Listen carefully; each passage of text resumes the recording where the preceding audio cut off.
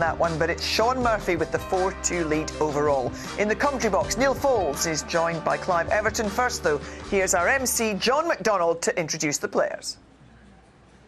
Thank you, ladies and gentlemen. A very warm welcome to the venue, Cymru in Llandudno.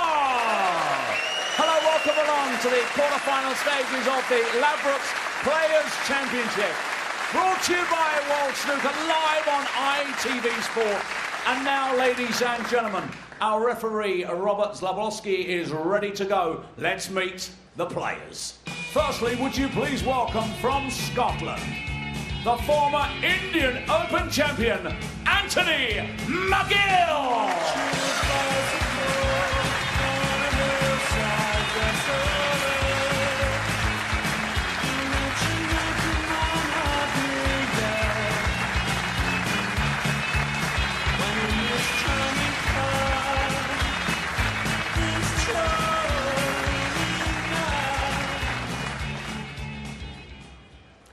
And now, ladies and gentlemen, here he is, the inaugural Players' Champion, the winner of the Triple Crown Elite. Ladies and gentlemen, the magician, Sean Murphy!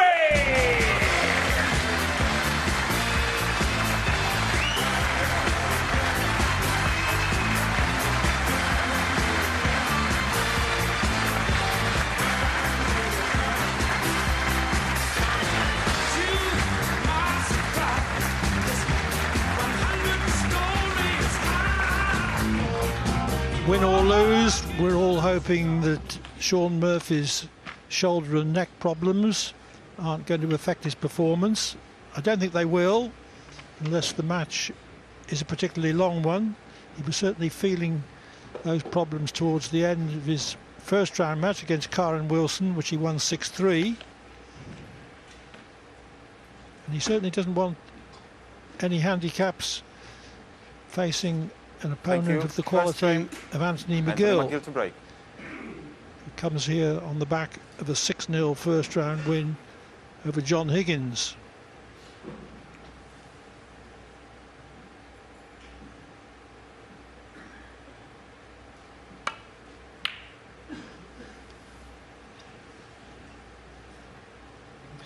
Not one of his best break-off shots, Anthony McGill. The red can drift up the table quite a lot on those, and often you find that the player is snookered behind a bolt colour on the red. Not this time.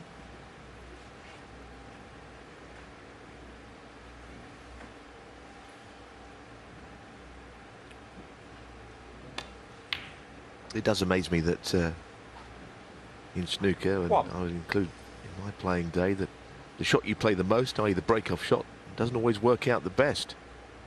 That shot every single day of your playing career, sometimes you get it wrong. That's a nicely played shot. 8.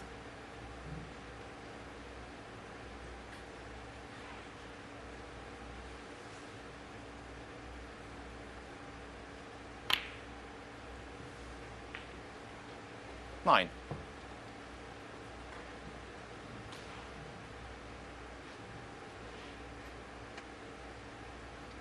Well, you feel that he could go into these, the bottom red. If he hits that, he could push it into the bunch. Doesn't have to play that. I think that was the right shot, and he couldn't have executed it much better. It seems that he's not on anything particularly 16. easy. Just pushing that bottom red into the pack. The red that's drifting up the table is the one he's going to have to play. And the cue ball is not under immediate control. Showing just a little glance to a member of the audience, or something is just catching his eye.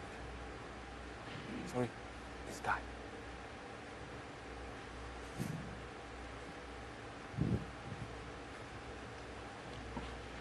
I think the referee, Robert Zlablowski, has sorted it out. Well, maybe not entirely, because I think it's still there. Somebody in his line of vision for a shot. Anyway, it's resolved.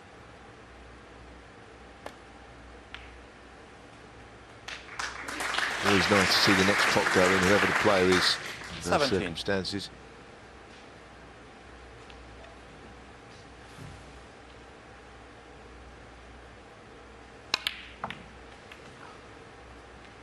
can't believe he meant to crash the cue ball into the brown ball. Sure, he played to screw back and avoid it. 20.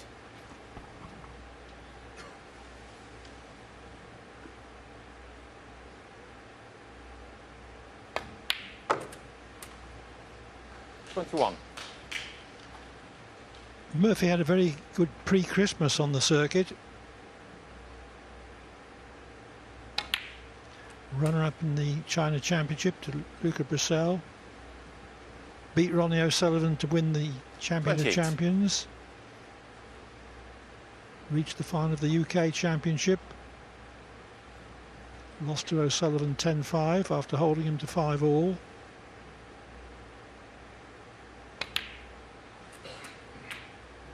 $29. Not quite so impressive since Christmas. And very recently, of course, his injury has kept him out of 2 tournaments, the Gibraltar Open 36. and the Romanian Masters. Yes, and he'd be one of that group of players who would rarely miss a tournament unless there was good reason. Plays in just about everything. The fact that he couldn't defend his ground in 37. Gibraltar told you everything he needed to know, that he had a problem.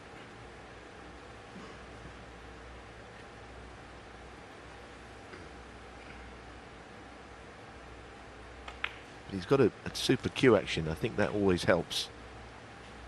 Although that is not a good shot. 42. It really isn't. It's almost a little... He's on this one. He's a bit fortunate to be there. Because he intended to be 43. on the red the other side. Could work in his favour there because he's got rid of a more awkward red.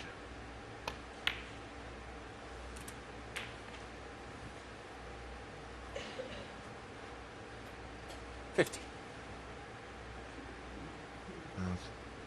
He is a tremendously good cueman, ball striker of the highest order. An awkward cueing here.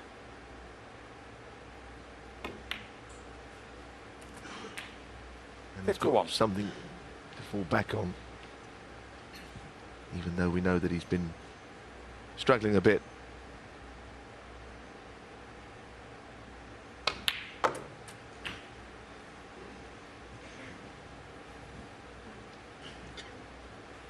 $58.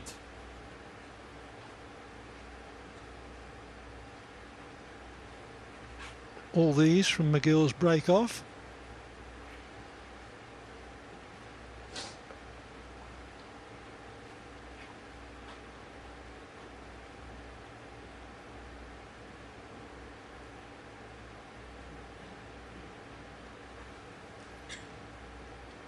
As you can see, just off straight here. 59. I think he's a bit worried about him potting the pink. Yeah, is the pink going to go on its spot and block that top red off? But now he's moved it, doesn't come into it. Although, when the pink goes back on its spot, he's got awkward cueing on the red. And this is awkward, 65. especially if you are just struggling a little bit to reach over for these.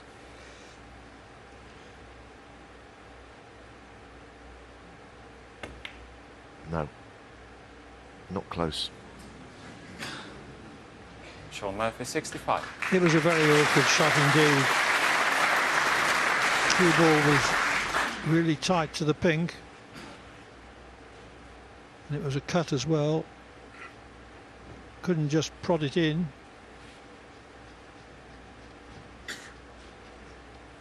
Yes, and he's not playing the red over the pocket. He must have felt that the top one, as you can see, certainly will go.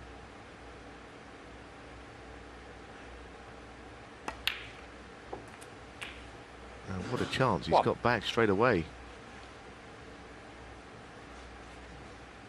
The four reds are very tightly grouped and he can't play into them from this black, which he'd have loved to have done with the red over the pocket.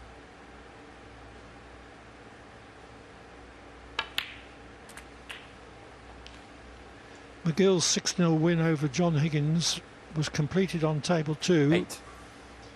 before the match on the show table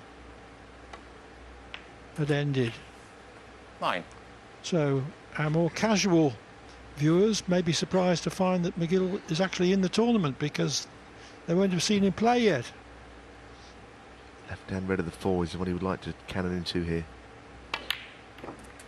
That's not how he played it. He's got into the cue ball too far, but I think he's all right.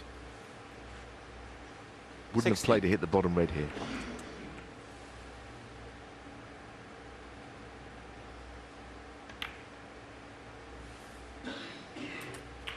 $17. It really is a good chance. And there's no potential saviour for Sean Murphy. Nothing is remotely difficult. You always hope that there's maybe a bolt colour near a cushion or something. And you lead by quite a long way. 24. Break of 65 will often be enough to win a frame, but not this time. 25.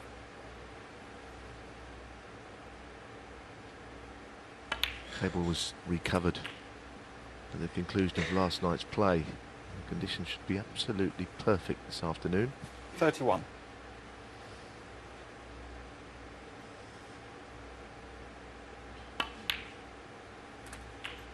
$32. Murphy can see all too clearly that the path is pretty clear to a successful clearance for McGill.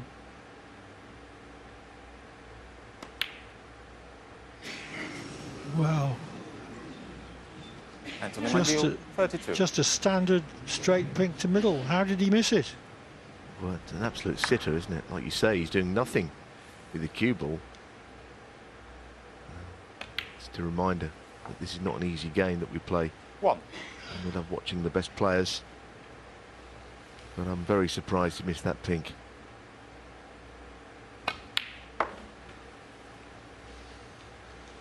And it's the frames you lose that you should have won that really hurt. 5. Yes, and it can often be that you're doing something with 7. the cue ball, a little bit an unnatural shot with a bit of side, but nothing. It was just a pot with the red there next to it. It was an amazing miss. 10.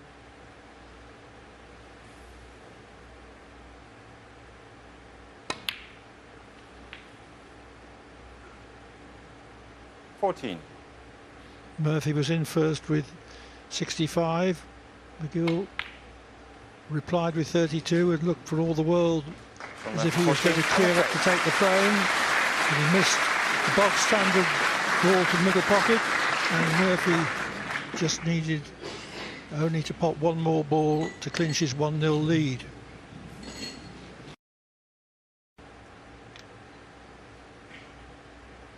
Thank you. Second frame. Sean Murphy to break. 1-0 to Murphy then, after it had looked for all the world as if it was going to be 1-0 to McGill.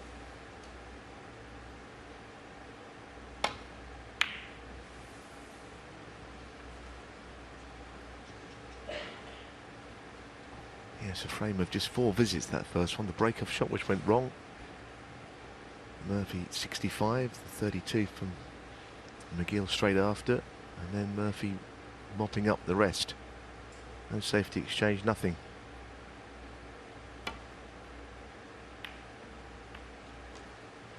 It's well played. Very nice pace on that.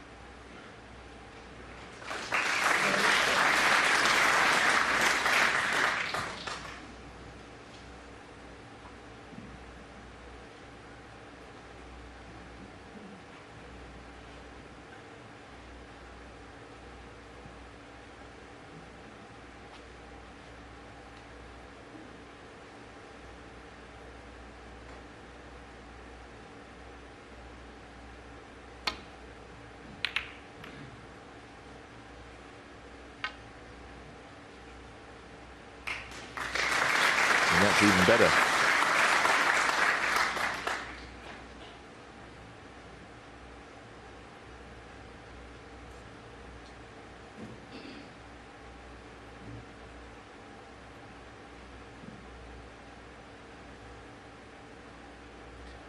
no obvious escape route back down the table, and he can't play what they call the dump shot. He can't leave the cue ball on the bottom cushion because of the red that's there. He's having a look at a possibility of that. Doesn't seem a natural. So if he's looking to get back to baulk, that's going to be an awkward shot. There are the odd occasion when you cannot see a shot. Mercifully, as a player, that doesn't happen all the time. But they do say if you can't play a safety shot, you may as well go for a pot if one's available, and there is one available.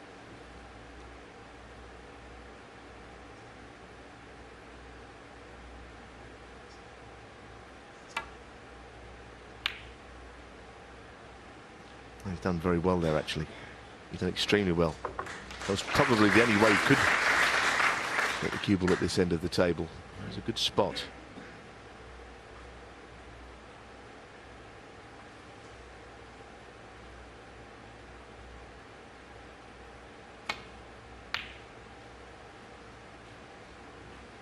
Problem with the containing safety shot, it keeps the ball safe for one visit, but you usually find yourself in more trouble the next time you arrive at the table.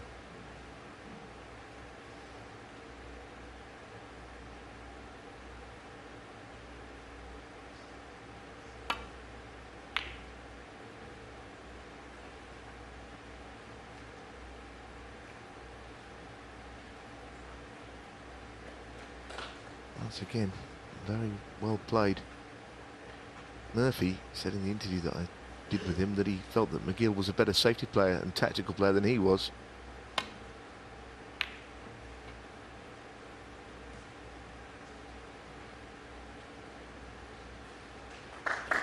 Well, not so far in this match. And I doubt whether there's much in it in that department anyway.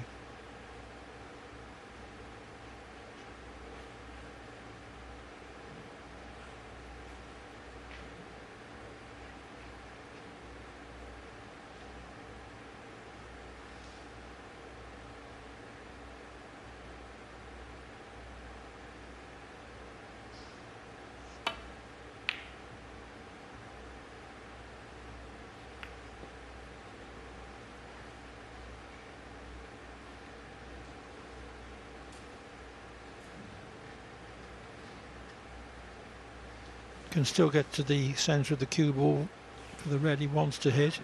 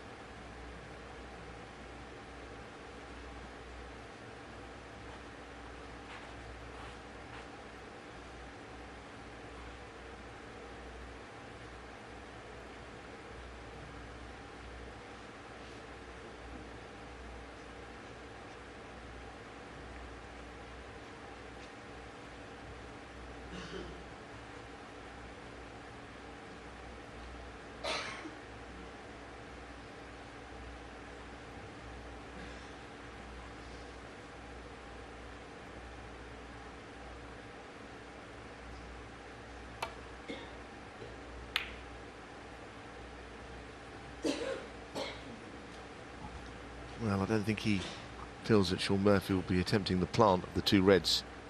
They're wide apart and they're not in line with the pocket.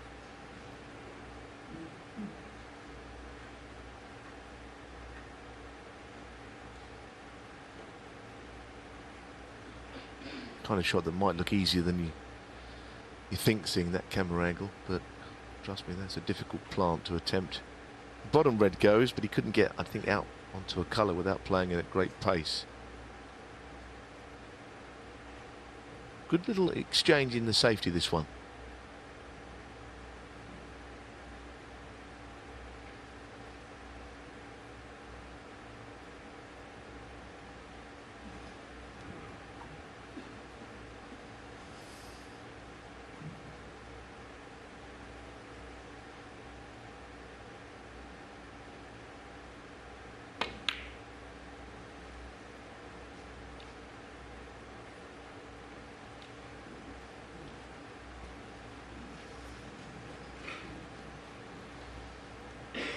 More trouble for McGill. He's been in plenty of bother on about 4 occasions this frame already.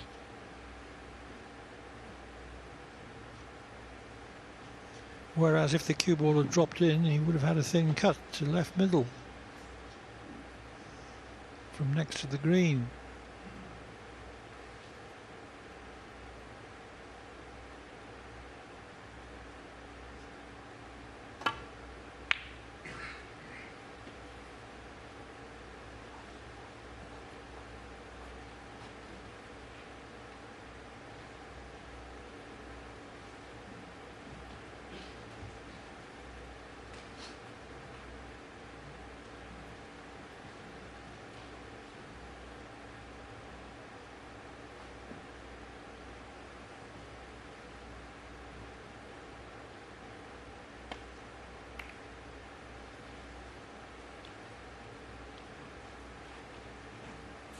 Certainly the red up the other side of the brown complicates matters again for McGill. Getting back to bault would be very risky, possibly leaving that red available. Lovely atmosphere in here this afternoon. Quite an absorbing safety battle. Everyone seems to be engrossed into it, enjoying the match. And of course tonight, well, it could hardly get any better than O'Sullivan Trump. Meanwhile, this safety duel has been going 9 minutes.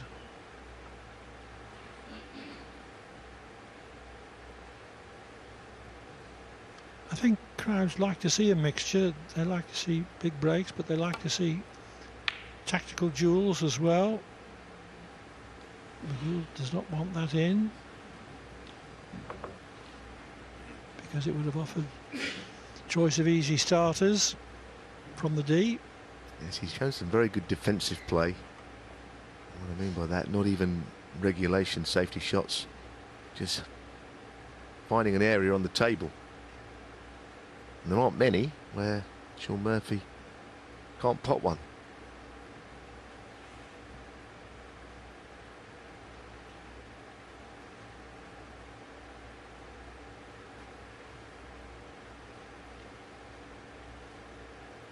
Coming up to 10 minutes for this safety duel. Not sure what the record is at the start of a frame before a ball's been potted. I'm sure it's longer than this.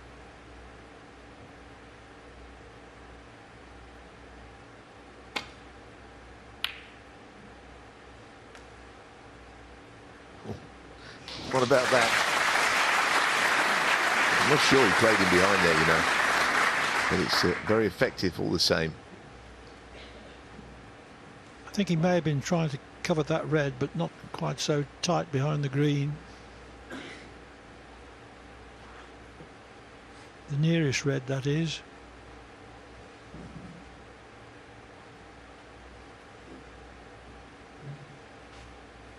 I think I agree with you, Clive, because there appears to be very little in it tactically between these pair. I think Murphy's much better than he was in that department. And right now, this has been a battle of two really good safety and tactical leading players, just to pot the first ball even in this frame.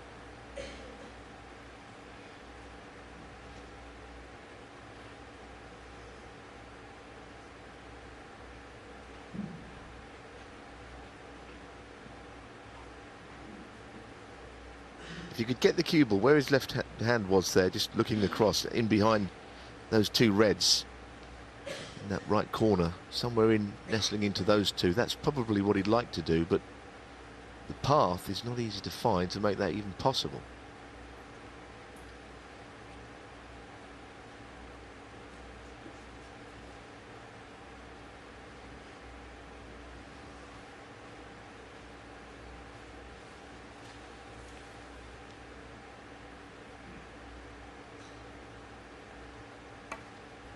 Yes, he couldn't go that way.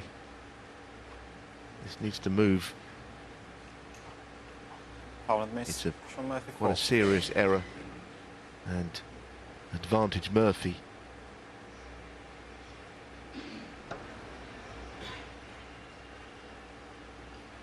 He was in big trouble.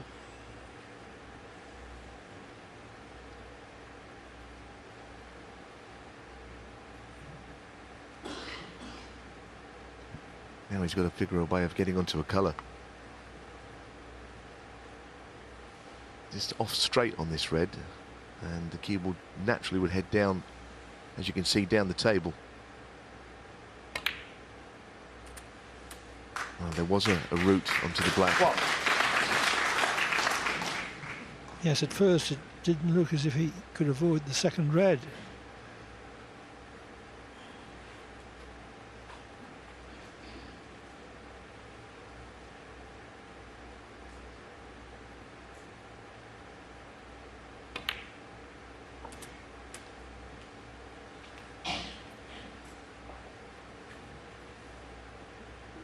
Eight.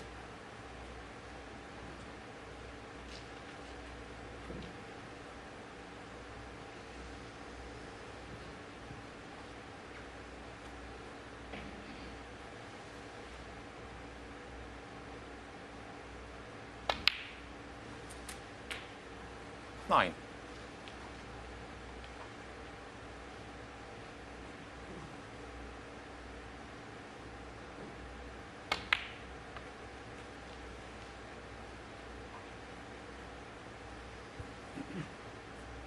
Fourteen.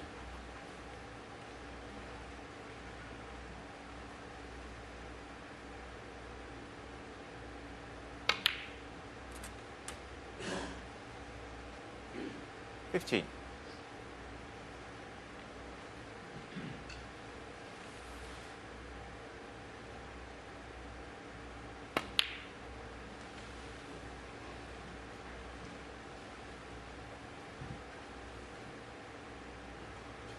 19.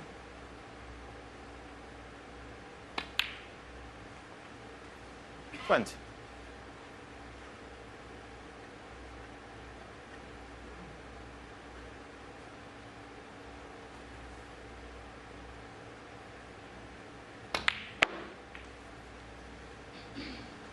We already looked at the red to the left of the black. He would love to pot it and get onto 25. the black into the same pocket as the red. It would open everything up. That's what he's going to try. Wow. Didn't expect that.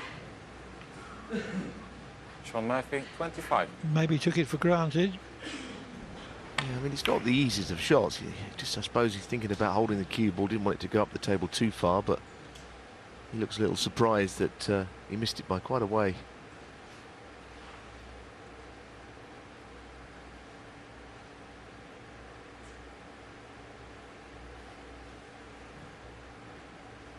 Seems to have got away with it.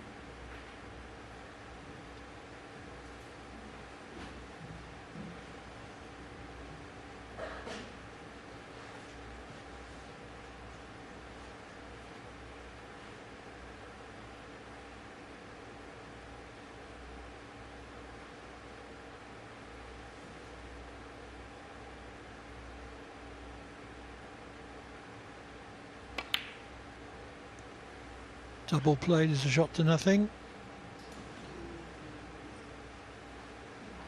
Yeah, the problem with that, Clive, as we know, is that if you hit the far jaw on a double, the red comes back towards the cue ball and it's not a shot to nothing any longer. It's a quite a thin cut, but I think he's interested in it.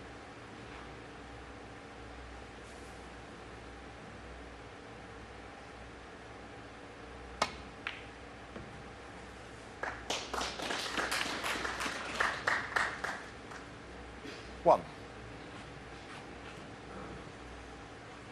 You never know where the ball's going to finish in that situation.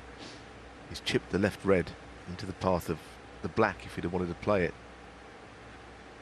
So it's not potable now.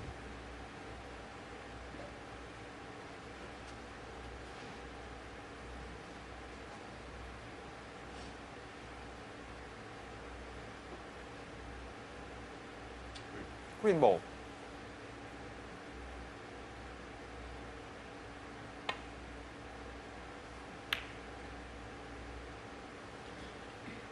Sean Murphy, 1.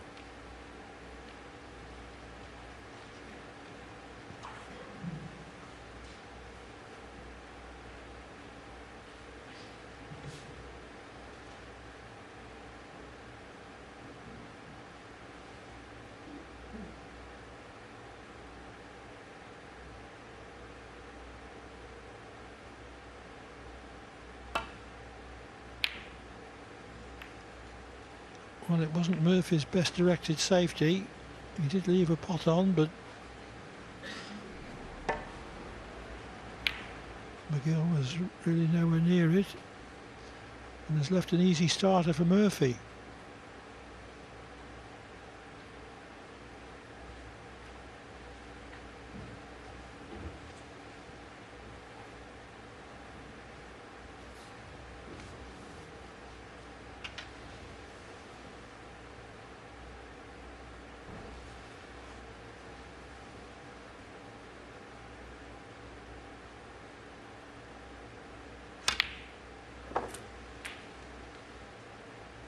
One.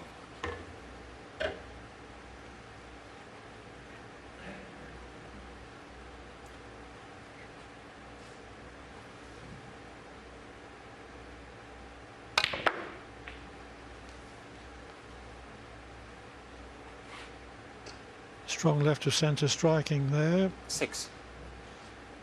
Yes, he's looking at a plant actually. Wow, his right jaw, I think.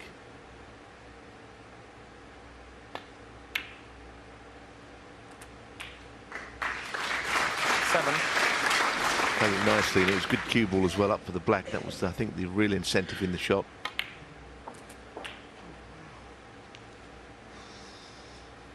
Oh, again, that's hit it too well. 14. Screws back to the point where he's got a very awkward next shot.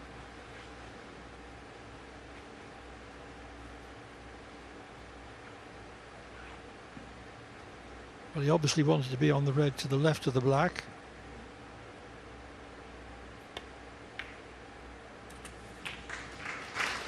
It's not too bad.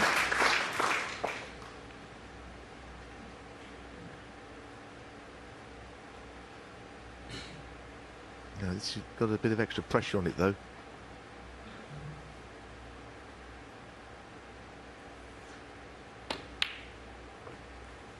He looks in half decent form. You know, we're hearing that he's not been practicing much because of his discomfort from his neck and back injury.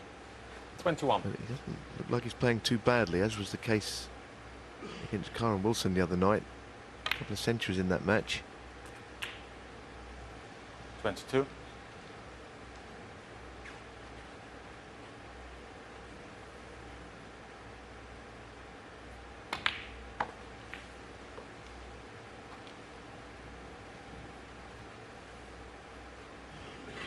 $27.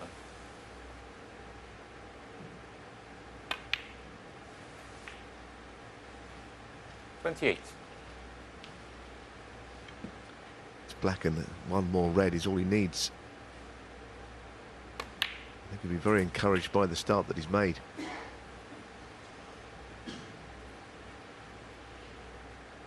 $35.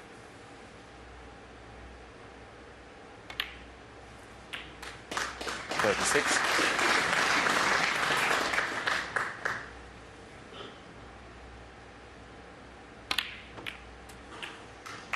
This frame is comfortably in the bag. 43.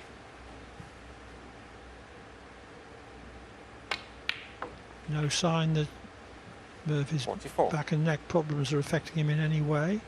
Although I must say I'm surprised that more players don't have similar problems, because it's quite an unnatural position they adopt in their working lives. 51.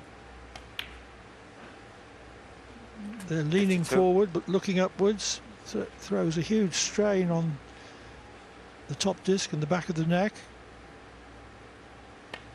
Certainly scuppered Mark Selby's chances in the World Championship a few years ago. Meanwhile, that 52 break has clinched the frame, and Murphy leads by 2 frames to 0.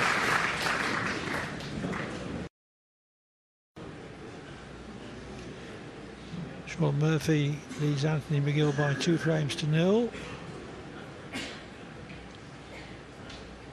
Under the watchful eye of Robert Zablocki.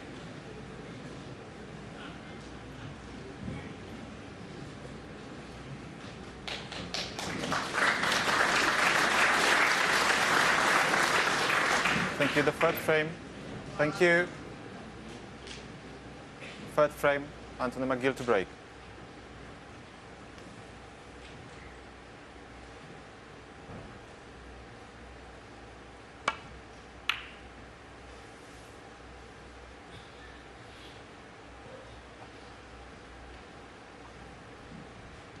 Again, not the greatest to break off shots. Cue ball not tight to the ball cushion, and therefore scope for Murphy to attempt this red to left corner and get round behind the back of the black.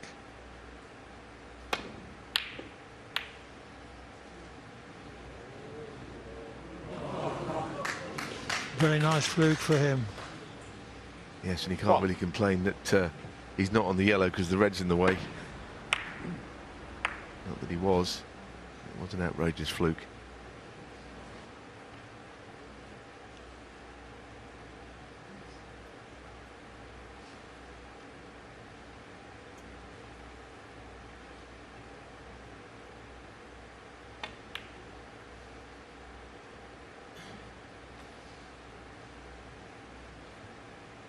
Wow. Sean Murphy won. Surely he's not left the red as a thin cut, has he? That would be quite a serious error. I think the table's catching him out a bit. It's quick and responsive.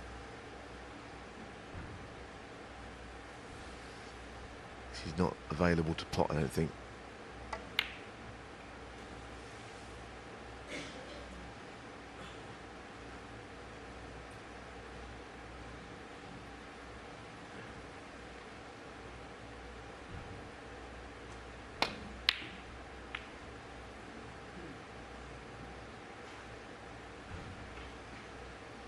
Let's put the blue safe.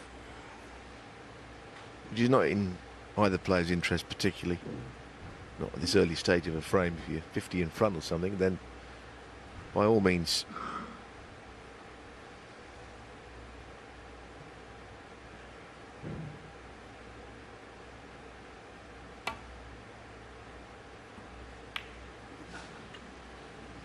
I mentioned the blue going safe because it's one fewer ball for break building purposes if a player does get in, but at the moment pink and black are both tied up as well.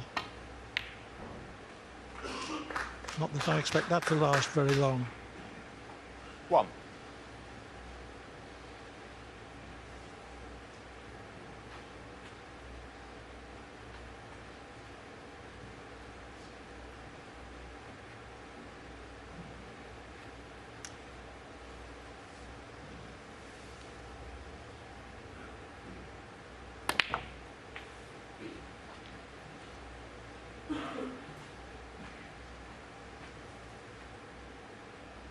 Three.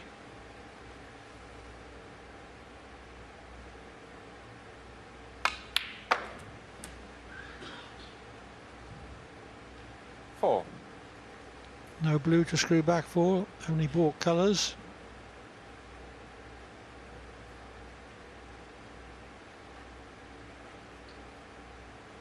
Brown ball.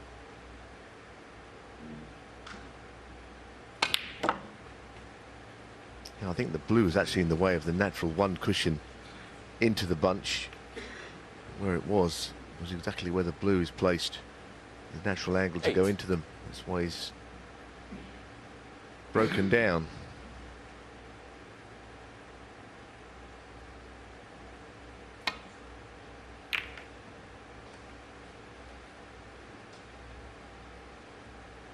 What he is doing though, he's playing some good safety. He's keeping the game very tight. And since McGill missed a pretty straightforward pink to left middle in the opening frame, not anything really to go at.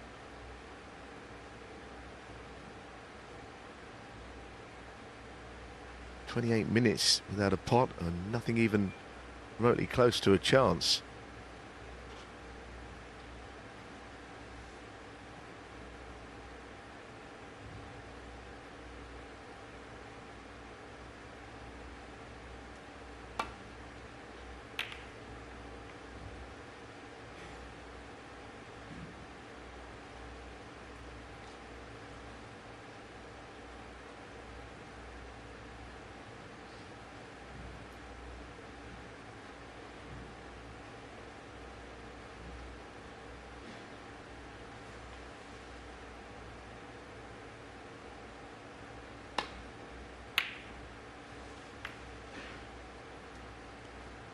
That's brought the black into the open.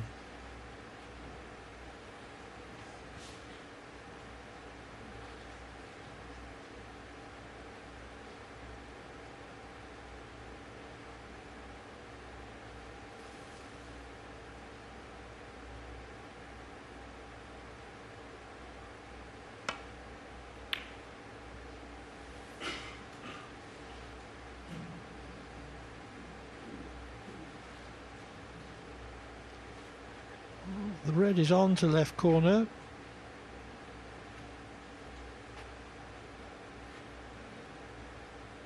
So not the greatest safety from McGill.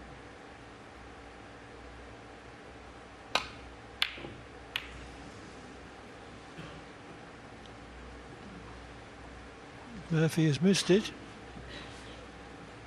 and has left a red to middle.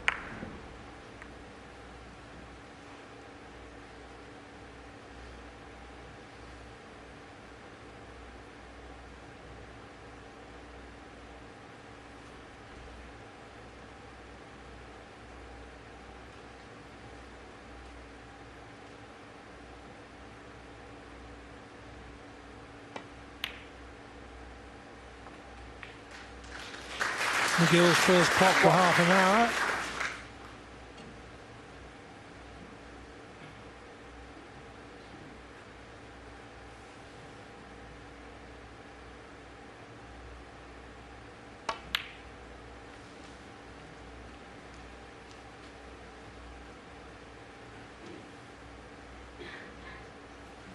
Three.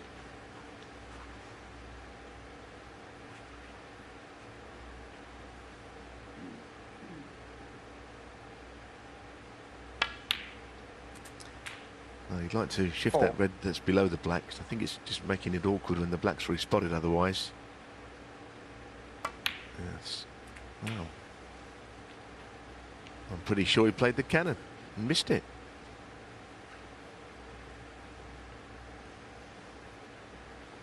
$11.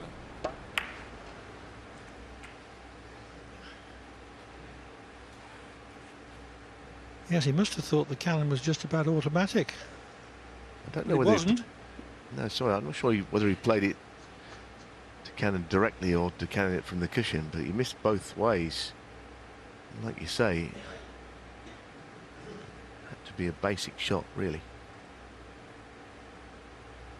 And one that would have made it a great chance. Just shifting the red away.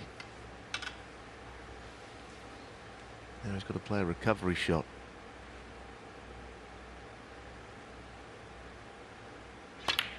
We'll be very frustrated that that's ended there, that break. As you say, missed Anthony McGill, 11. a good chance, having sat out half an hour without getting anything.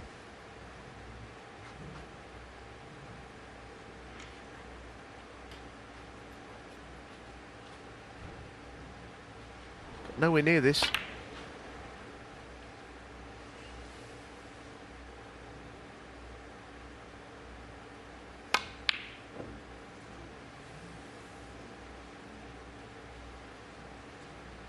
Well, didn't cost him anything.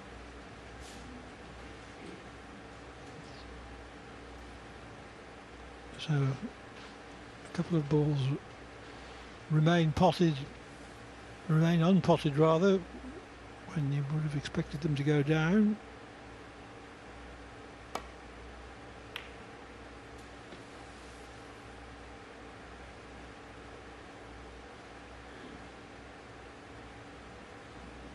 Foul.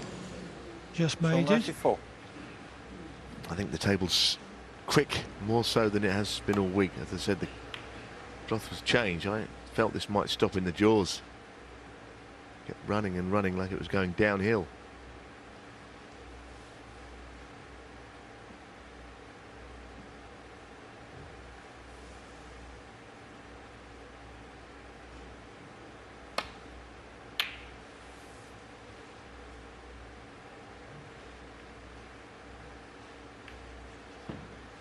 A real test of this one. We know that Anthony McGill has been slightly bogged down. This is a real queuing shot, which would get him started if it goes in.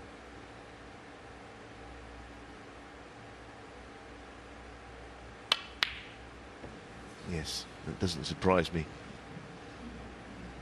No rhythm, not in his game yet, not in this session. The distance he missed it by, Clive, would be a worry. Yes, it wasn't a very good safety from Murphy, which gave him that chance. And this red goes past the yellow.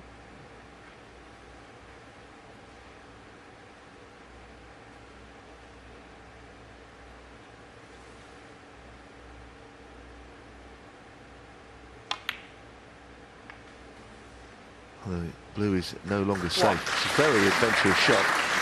He didn't have to play it, but now that he has, I think that's a really good attacking shot.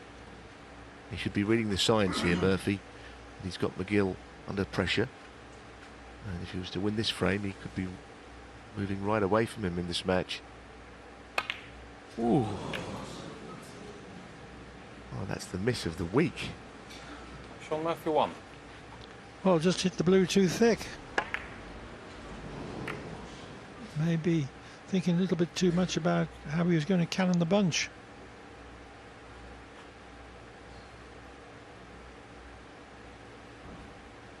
But a very basic error.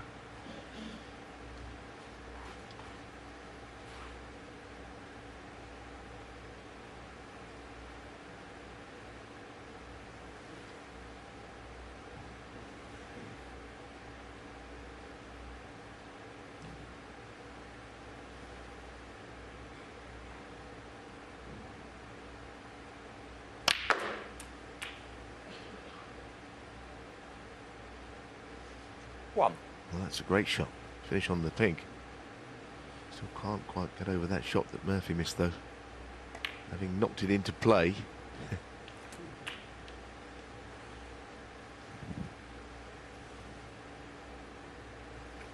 7. 8.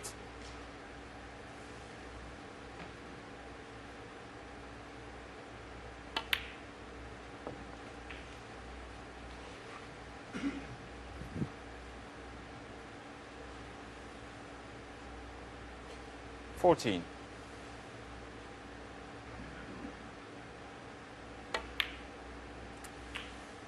Well, it's played on the black. I thought it looked 15. quite tight, but it must be available. There's not a great deal of room there, but it will go, as you can see.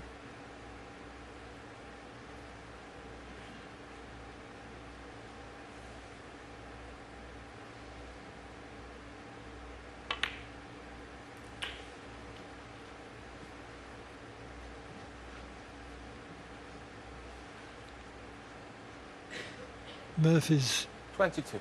miss on that extremely simple blue has the makings of a turning point, and that's what McGill is trying to turn it into. 23.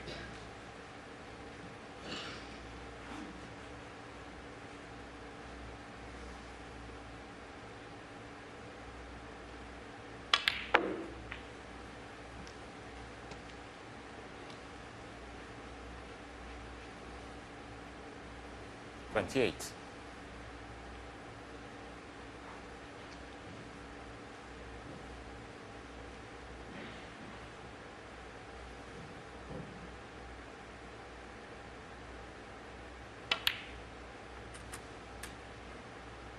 29.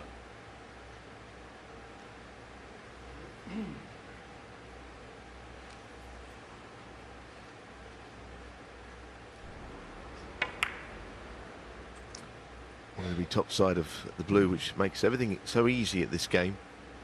And of course, finishing where he has. He wants to pot the blue and come all around the table. That's tough. Any pot on a bulk colour is even more difficult than that.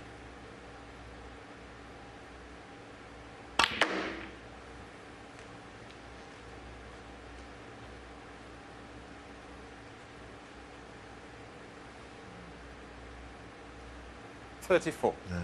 And that's all because of the previous positional shot that he's finished nowhere.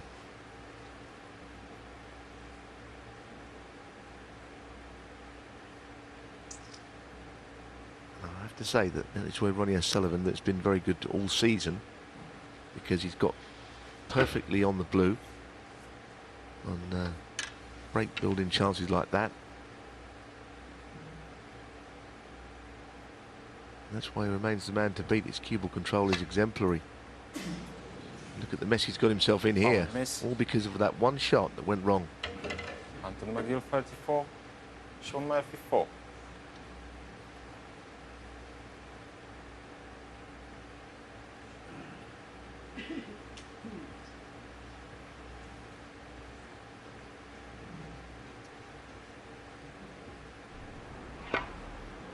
Yes, he put a bit of left-hand side and it swerved it away. Murphy asking him to play from where it is rather than where it was. Played that well.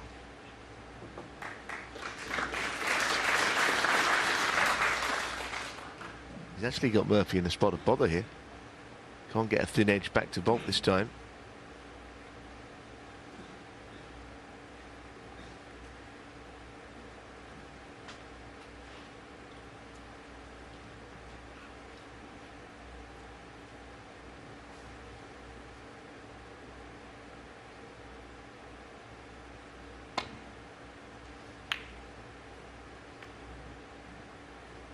Well, that wasn't a thin edge.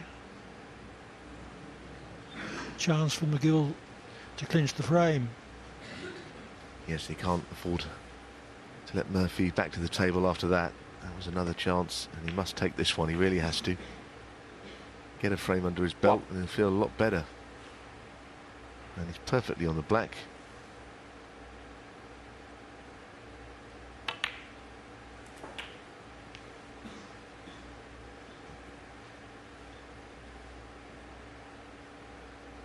Eight.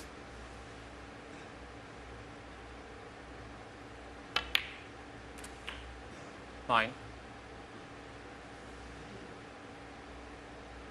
He needs another red after this black. At the moment, the difference is 43 points. So mathematically, Murphy could tie the frame, but 16. I'd be very surprised if he ever gets back to the table.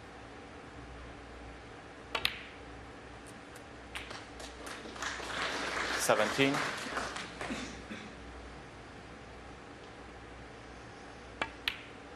No prizes for identifying where this frame turned. Murphy had a simple blue 23. over the left middle. Is it too thick? Perhaps 24. thinking that he had to make as thick a contact as he could in order to get the necessary screw on the cue ball. But it was a mistake which has led to 31. losing the frame. He's never got back into it.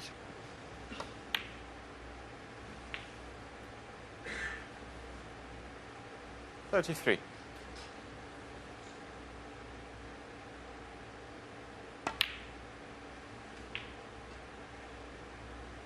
36.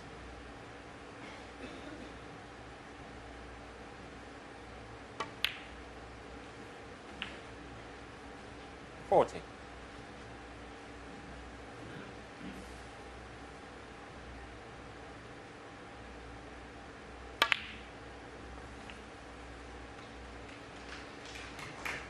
45.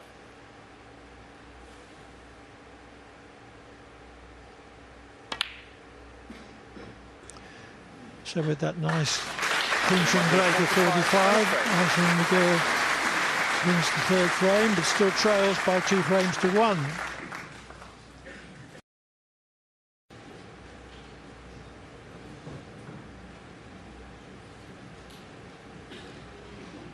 Thank you. Fourth frame. Sean Murphy to break.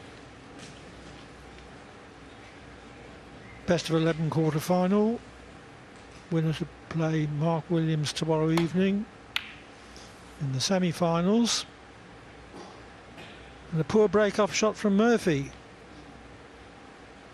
Yes, it's the same shot, but from the other side of the table. And he also hasn't covered the red with the bulk colour.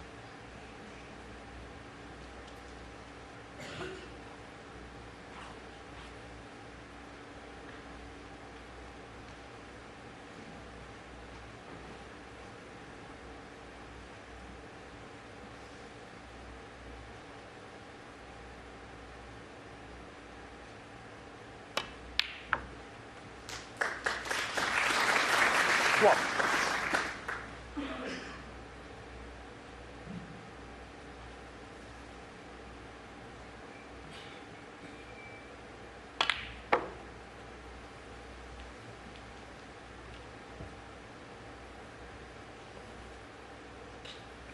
Six. That's a good shot. Choice of reds. Able to just run through, and the black is available, and when respotted, looks to be available to both corner pockets as well. It's on its spot now, in fact.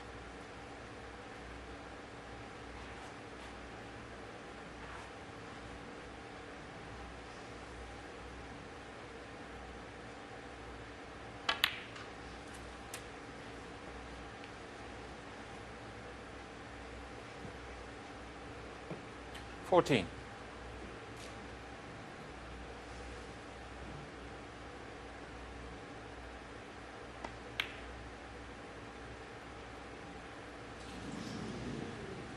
Pretty basic shot Anthony McGill, 14. for a player of McGill's calibre. Well, he's missed 2 into that pocket. Pink in the first frame, and Murphy missed a very easy blue into that one as well in the previous. Yes, it was basic. I assumed it was on its way in.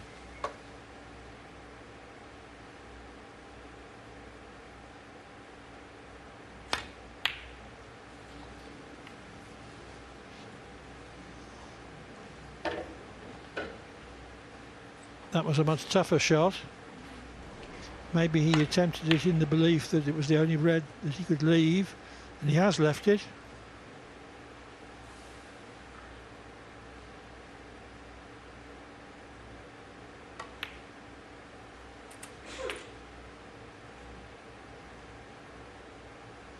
One. Brown ball.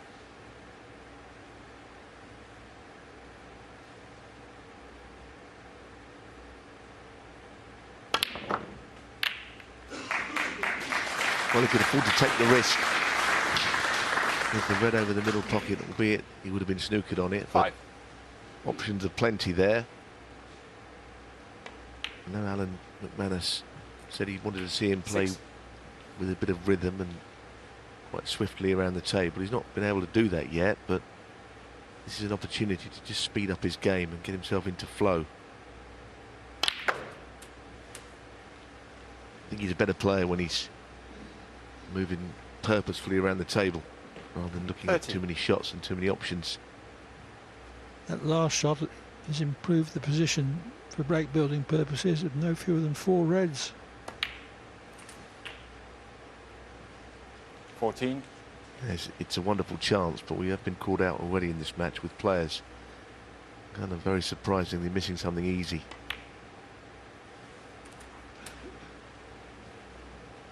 He would certainly be looking to keep 21. Murphy in his chair for the remainder of this frame. 22.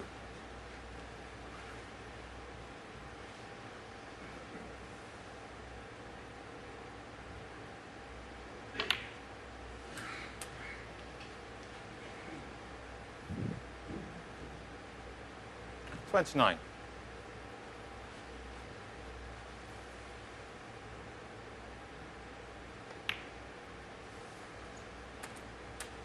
30.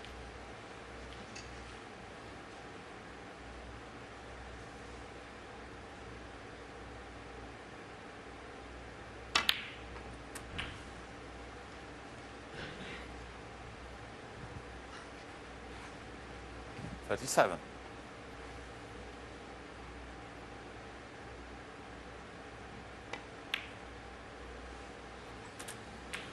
38. Well, nearly stayed up that one. Went off the wrong part of the pocket. Anyway, it's gone now. As we've seen from that stat, balls have been missed. Safety has been very good between the pair of these. I wonder if Murphy's missed a trick slightly, because at 2-0 he had a chance for 3-0. Moving away into the distance. 46. Well, if it is 2-all at the interval, as it looks like becoming, no doubt McGill will be the happier of the two, 51. having recovered from the loss of the first 2 frames.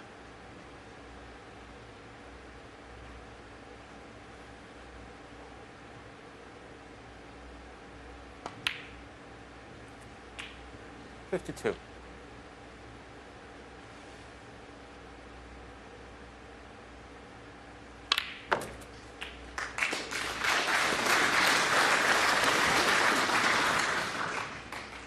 $59.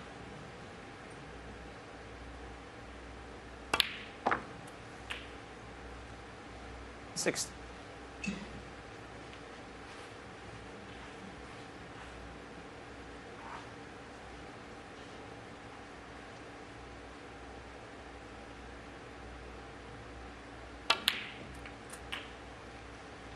So the only remaining point of interest is whether McGill can convert this break into a 67. century.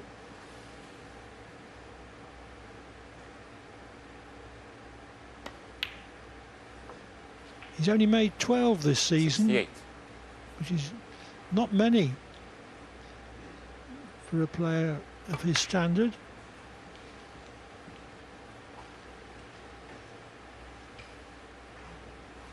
$73.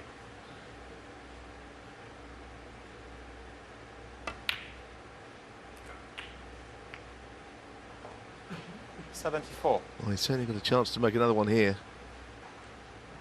Playing left-handed now.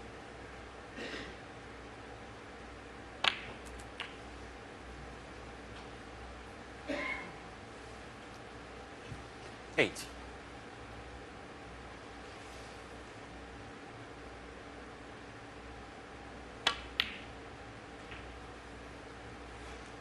$81.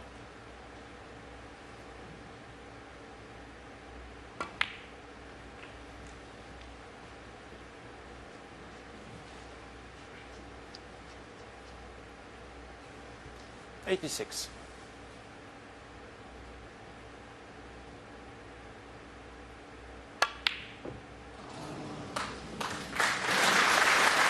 The break ends on 86. Under frame.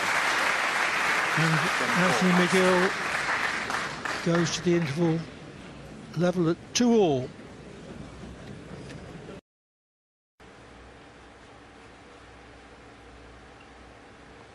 That's the important course. See it full ball. He missed the reds twice, he would have been warned.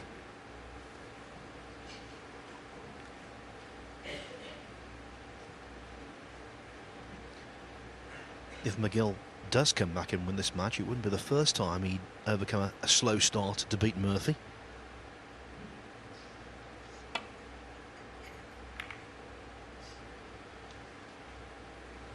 When he beat Murphy in the first round of the World Championship a couple of years ago, he was 6-4 down, won 10-8. And in the semi-final of the Indian Open in 2016, again he was 2-0 down, was McGill. Won 4-2. Clearing up with 64 to win the final frame on the black from 61-0 down. So Murphy's well aware, well, A, that he's in pain, and B, that McGill is a fighter.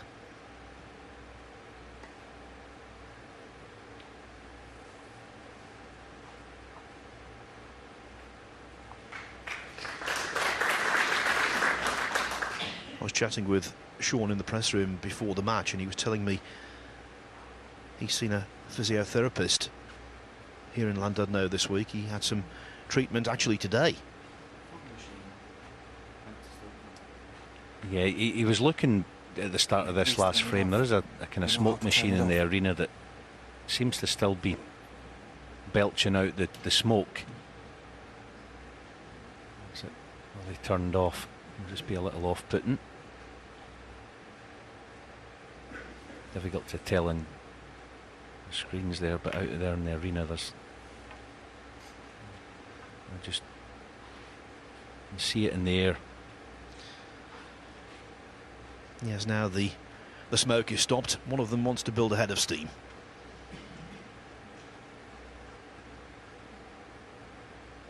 Lance, a couple of shots ago, played a thin safety off the seat. Probably choose the same thing again. He's looking, if he plays it half ballish, what sort of damage is he going to do as far as pushing a red to left corner? Pace of the cue ball will tell all when he hits this.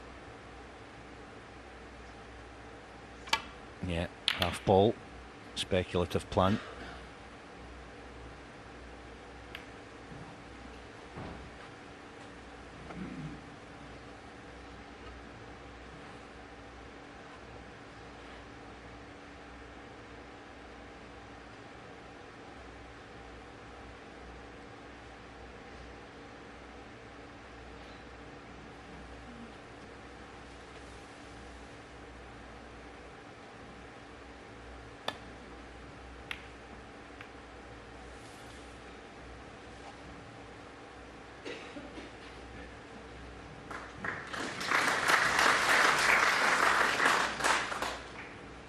This is trouble. Can't play the dump safety here, Anthony.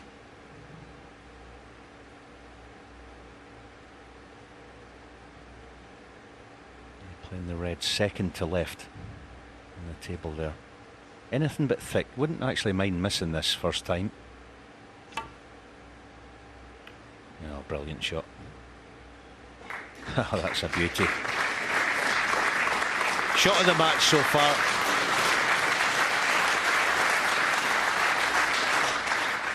Wasn't it just the absolutely perfect contact and indeed the perfect weight?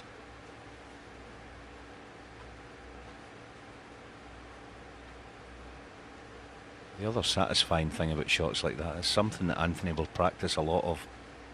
Cue ball a couple inches from the baulk cushion, catching them wafer thin. Nice when it pays off.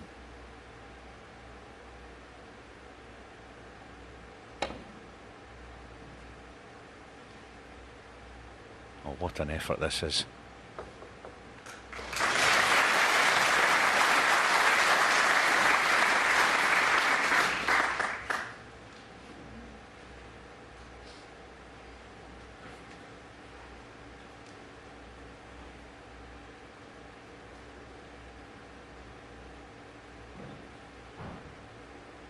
Yeah, the red on its own just right at the pink spot, thin off that, side cushion, in behind the yellow. It has to catch this super thin. He's just worried about bringing the blue into play, so playing the more certain safety shot.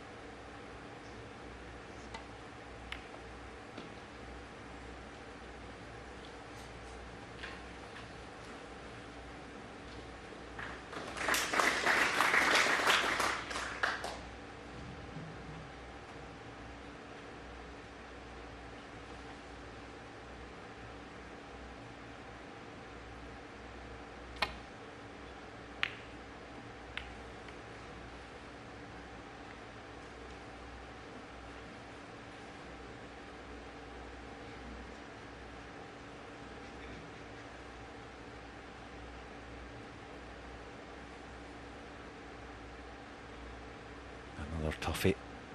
Has to be thin. Yeah, very good again.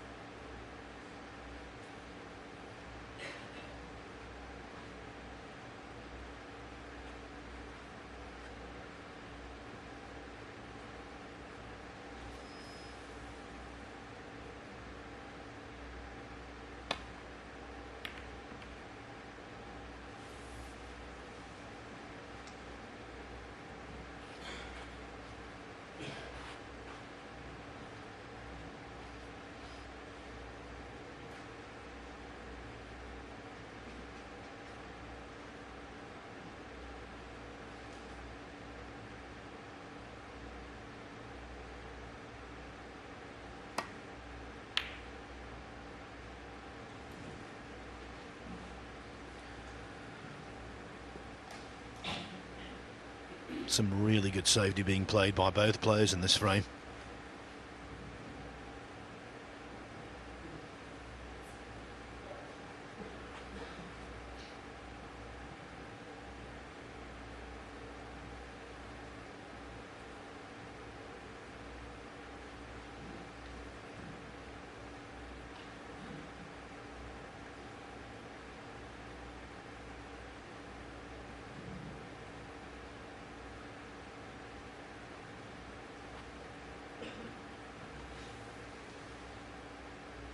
two cushions just drop on the red left hand side.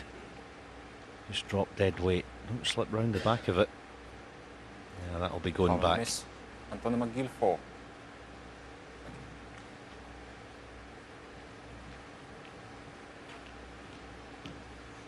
Only thing about that, and you know, I'm not blaming him for putting him back, but I don't think for a second Sean's going to leave one. The shot that he had there, he could have slipped off a red, and it wasn't that difficult to get in behind yellow, which would have given Sean a bigger problem. In the same shot again, so just adjust a tad. Two cushions and just nestle on the red full ball.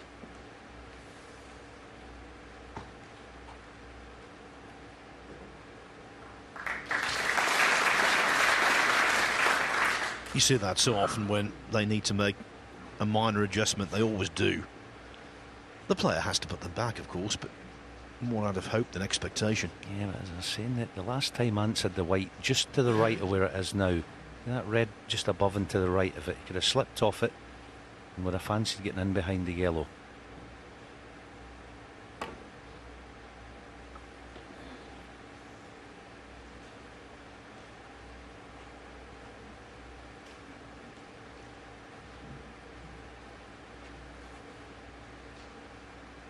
Because this is a kind of narrow shape of the way the reds are going up and down the table, this will be thin in behind green.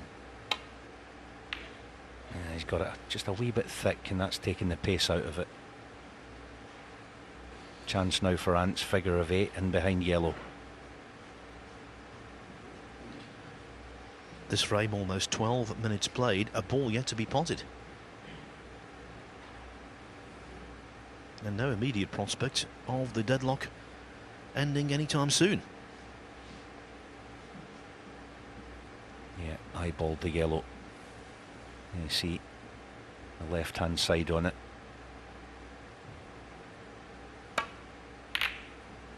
And this is good. This is good.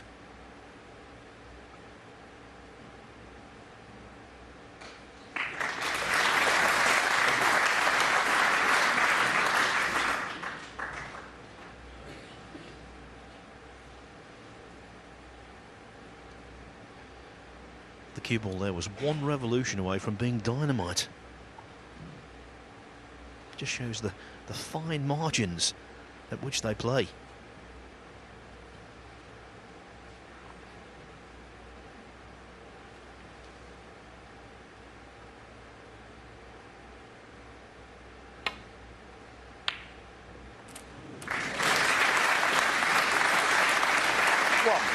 Boy, oh boy.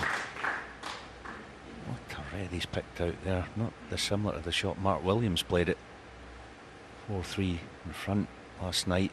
This is just as difficult.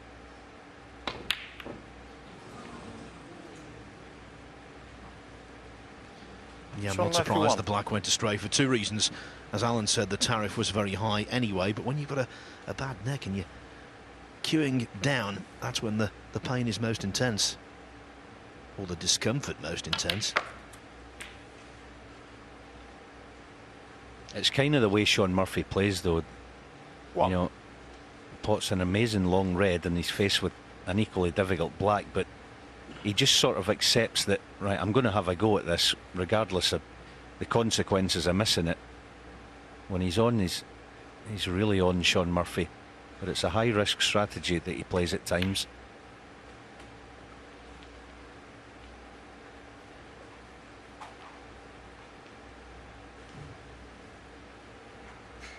Eight.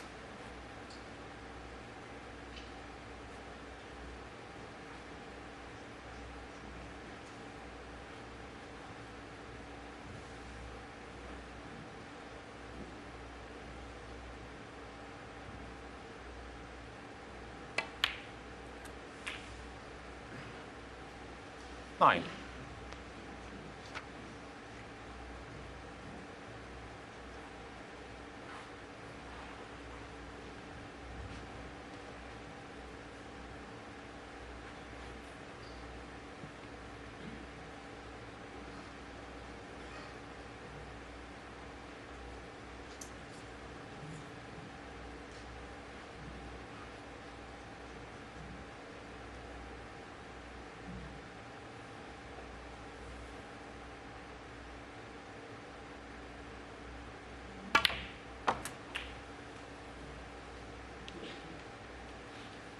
Oh, clever, clever boy.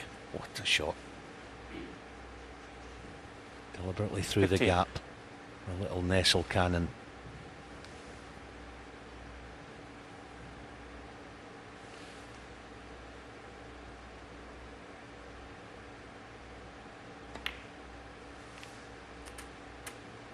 $16. This is where the new cloth helps. Look at the little soft screw. It's the cue ball. Just grab. And a dead cannon.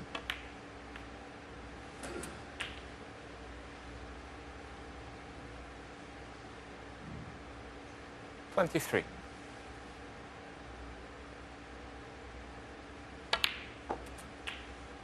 $24. First really came to the notice of the wider snooker public. And he made a sensational Crucible debut, reaching the quarterfinals, ousting Mark Selby en route. And it's shots like the one he's just played that, when he's in the groove, make him so formidable. He can put 32. together a whole series of frames where he dominates.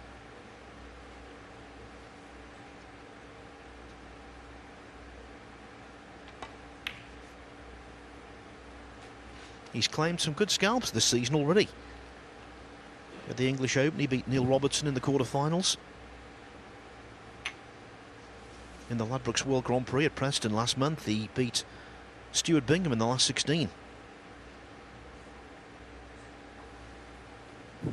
Murphy would be another notable scalp as well. And the way things are going, you have to 38. think it's a high possibility. Yeah, here's that red. Sean Murphy. Followed by the black that we were talking about. 39. Here it is. Such a tough shot in these tables.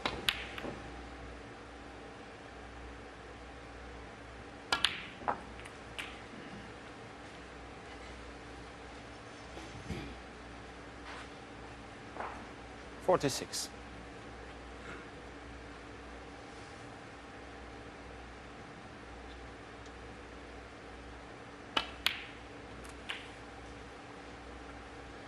And Alan, you know him better than most. He seems to me the kind of player, every player loves confidence, but he thrives on it. Needs it. Yeah, it's the one commodity that you can't really work on. You sort of get it just from winning matches out there. Beating John Higgins, although it 52. wasn't the performance he was looking at, albeit he won 6-0, but there's nothing like a win against a top player. Give you confidence. 53. And he started, well, iffy at best today. He's now picking up a head of steam.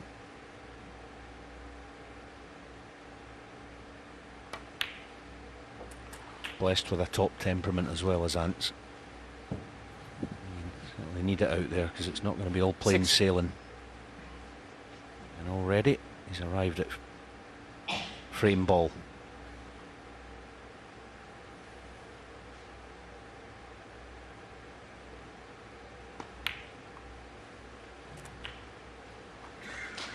$61. So there's an unusual frame for you. Took 12 minutes to pot the first ball. The frame's probably going to be over in around 20 minutes.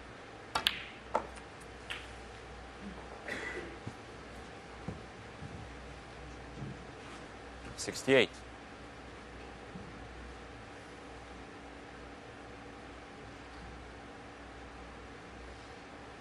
Any young players out there want to learn how to play the game, let's watch 69. Ance's stance on this blue. The poker straight right leg, the left leg a bit forward but just bent. The perfect base to deliver the cue. One of the best techniques in the game. 74. 75. Just gives him that base and the freedom to deliver the cue.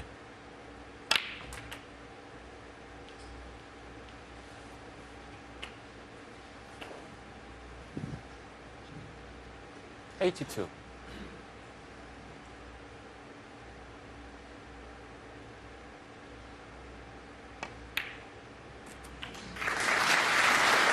$83.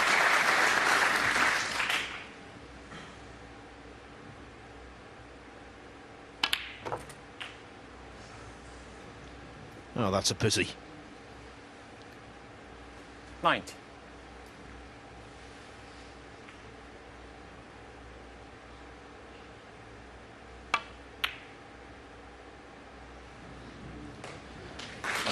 No century, but the primary concern for Anthony McGill was winning the frame and moving in front, and that's precisely what he's done. Sean Murphy was 2-0 ahead. Now, though, he trails. Unlike that ball, the snooker this afternoon hasn't been glittering, but it's certainly been very solid from Anthony McGill in the last 3 frames. Breaks of 34, 45, 86, and most recently 80. And so for the first time, Sean Murphy is playing catch-up as he breaks off in frame number 6. Big frame this for Murphy. Needs to re-grip.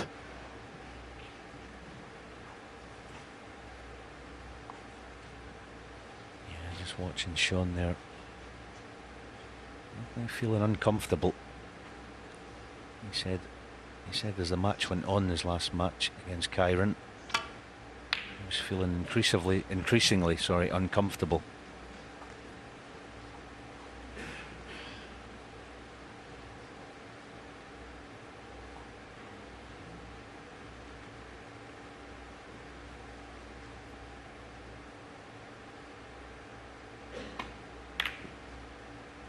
Thing is as well, he's not been able to put in the volume of practice time. He's not been able to play for 2 or 3 hours to find out whether or not it's going to get tougher as it goes on. So he's kind of learning on the job out there, as well as dealing with the pain. You're right, the problem is more inhibiting preparation than actual play. It's a real shame, especially at this crux part of the season when there's not just this tournament coming up, the China Open, which is a £1 million total prize fund, and then of course the World Championship at the Crucible. Not a good time to get injured.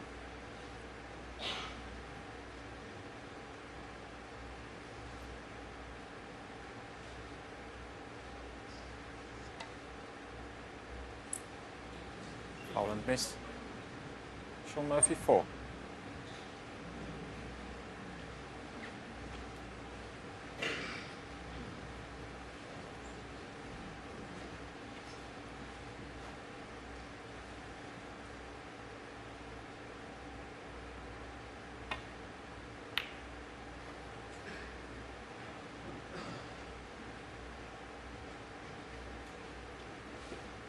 Yeah, no problem. He's checking. Well, he's leaving to left middle. He's playing the dump shot. No double kiss on.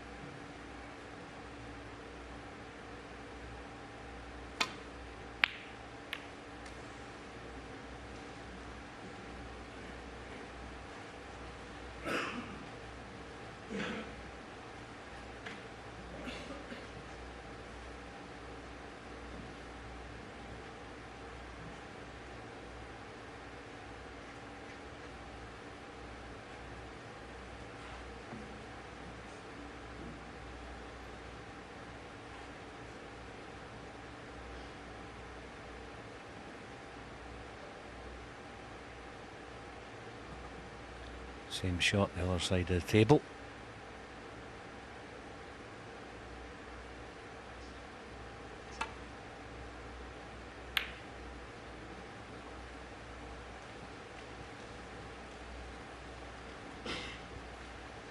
Just in this impasse, mentioning the World Championship there, Alan, the way Anthony McGill is situated in the rankings, if he were to win this match, I think seeding for the Crucible would be under lock and key. He's looking good anyway.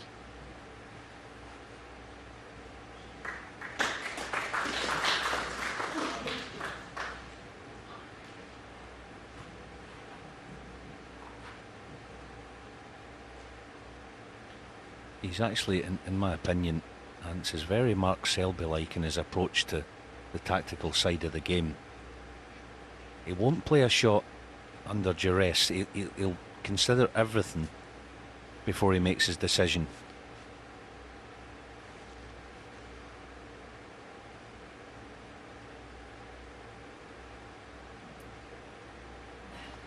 It's something that young players should take note of.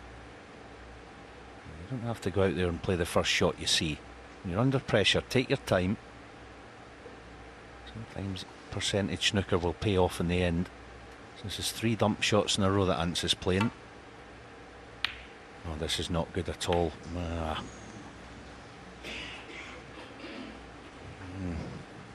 Schoolboy error for a player of Anthony's standing. Sean, first look for quite some time. What can he make of this chance? 1.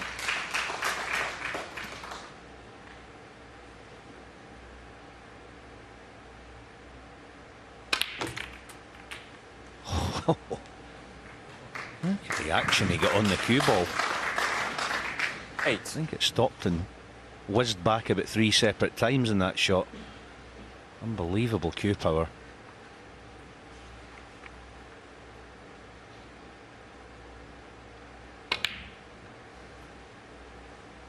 Nine.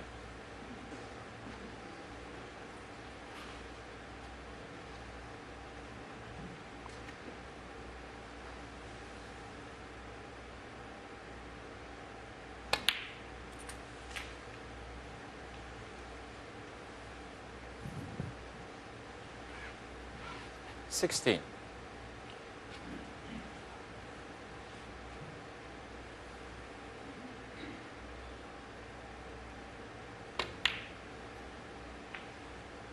17.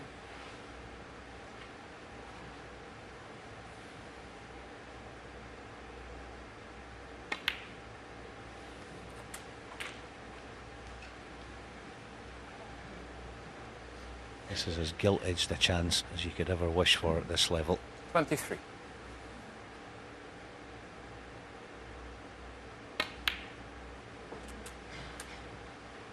24. I think he's missed a little trick there, Sean. I think low of straight would have been better. Push those 2 reds into play. They are a plant, mind you.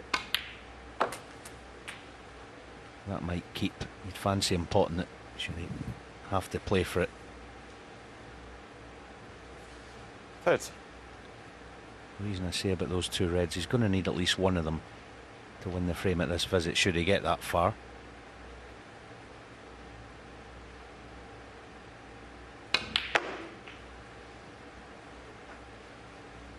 $31. Can he push them into play off this?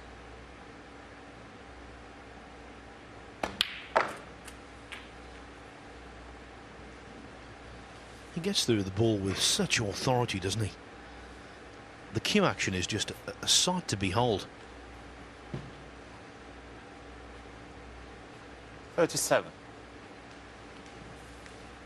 Pink on the green spot because the cue ball is on the pink spot. But with the use of a lot of running side, he's 38. now nicely placed on the blue.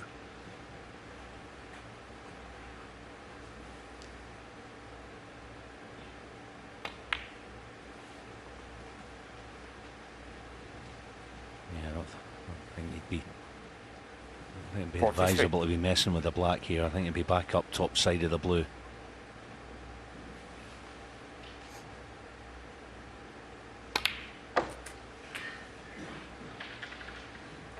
$44.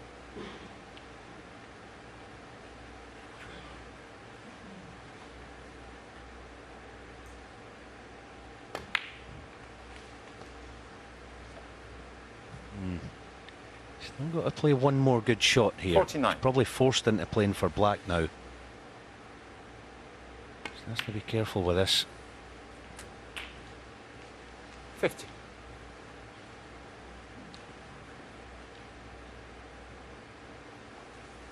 He's only just on it.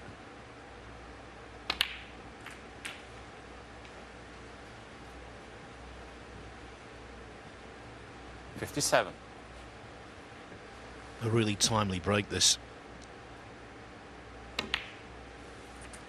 McGill's double kiss 58. proving costly, as they so often do.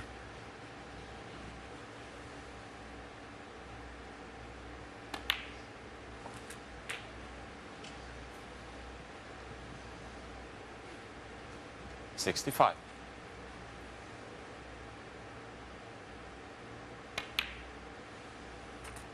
$66.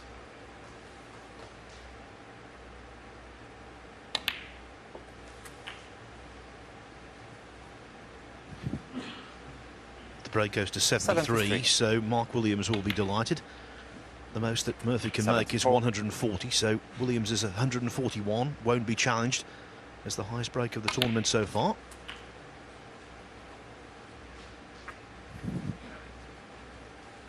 $81. 82. Yeah, here's the little safety shot Phil's talking about. Quite a big margin of error. Yeah, so disappointed with that. A player of his standings, I was saying, that was basic. 89. Yep, we're all going to be level again. 90. And it's just simmering along nicely, this match now, isn't it? Last 3 frames, 86, 90. Shaun Murphy now 97 and counting. 97.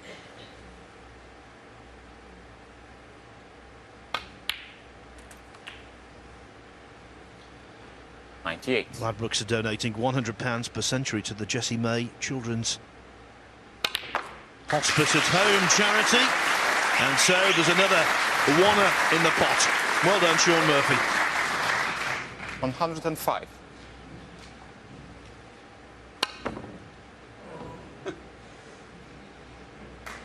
Foul. Murphy's 33rd century in professional competition this season, and given its context, one of his most important.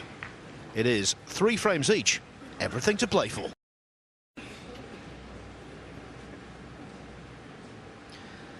McGill and Murphy, 3 frames each in this race to 6, best of 11 frames. It's the final quarter-final in this, the Ladbrokes Players' Championship of 2018. And one has to say, great tournament, simply tremendous venue. Venue Cymru, one of the best on the entire circuit. The crowds have turned out in numbers. Lovely place, high-quality snooker. The week has been a treat. Yeah, Shaun makes his way back in. We're down to best of 5 now to find out who's going to be our Thank you, frame 7. final Anthony McGill semi-finalist. to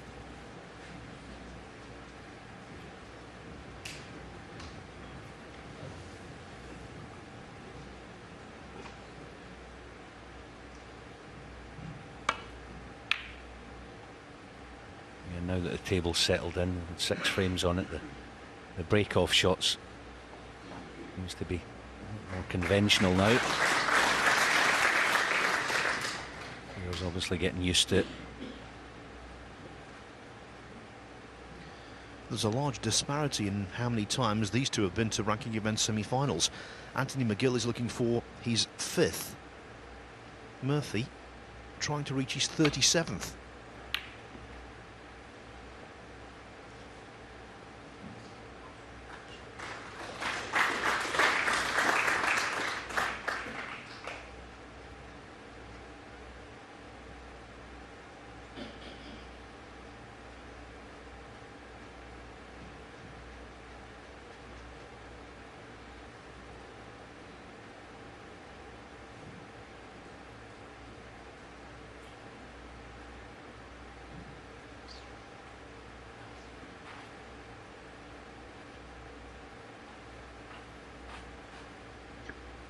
The ginger hair, the measured approach, all very reminiscent of a certain Steve Davis in the early 80s.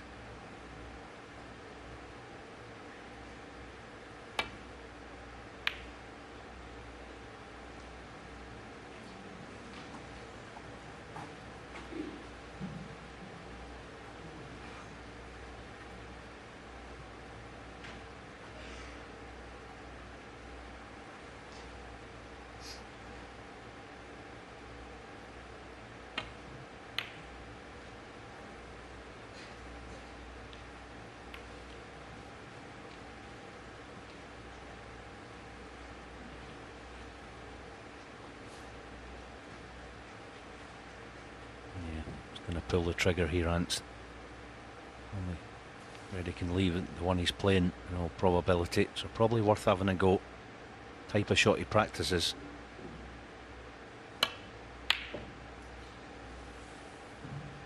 Yeah, and he's left it.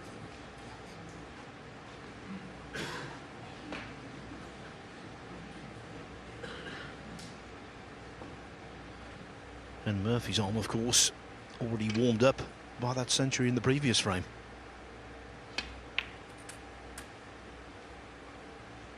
One. Don't want to put the mockers on him here, Sean, but is there a player in the game that's as good as this shot at opening up the reds?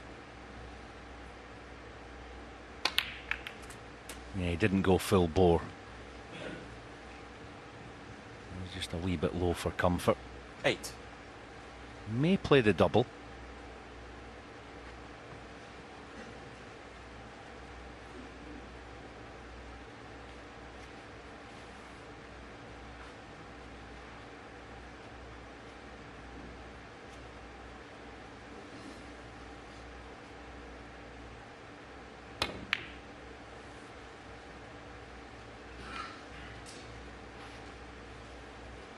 Sean Murphy 8.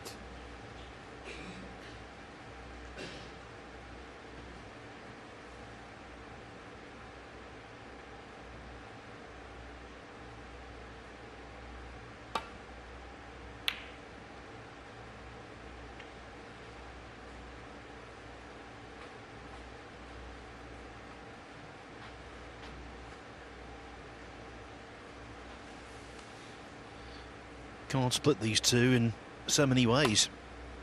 Pot success rate, both 89%.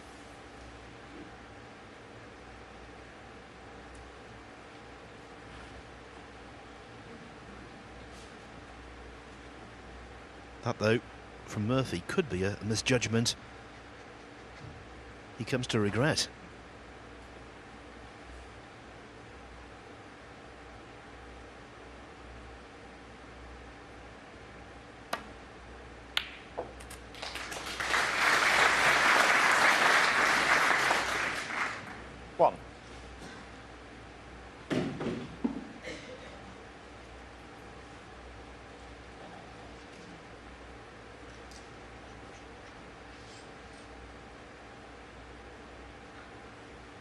Can't do an awful lot with this, just drop it in, leave a mid-distance choice of reds.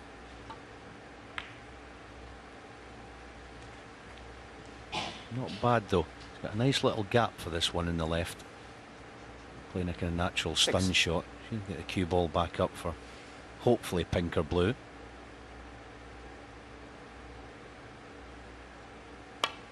Oh, he struck that well. Yeah, 7. Very, very good. Looking at that, I'm not sure if the pink spot's covered.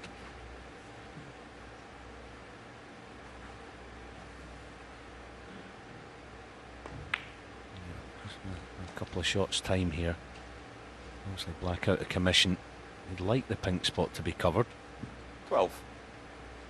Yeah, there it is, it's in the free, so that's why he's not really tracking it right now, working off the blue.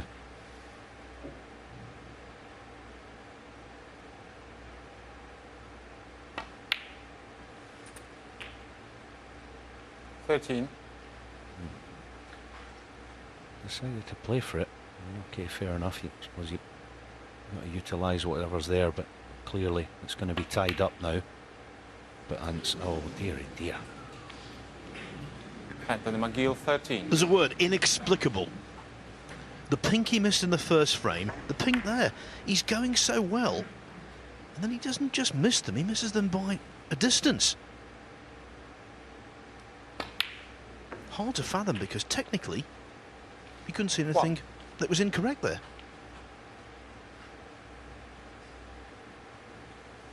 Yes, and this time it will be full bore into the reds by Sean.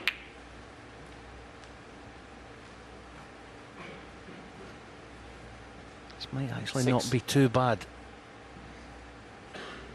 It's quite a straightforward red in middle.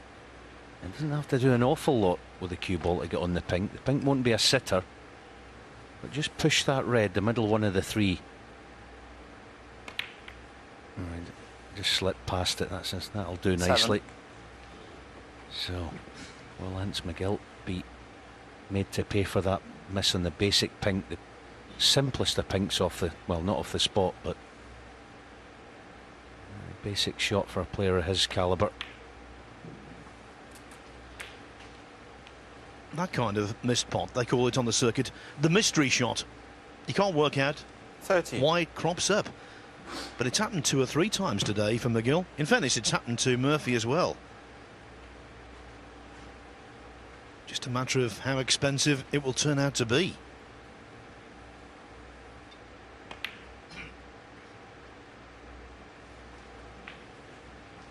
$14. Yeah, here it was. Just a straightforward pink, and even he's mystified going back to his chair.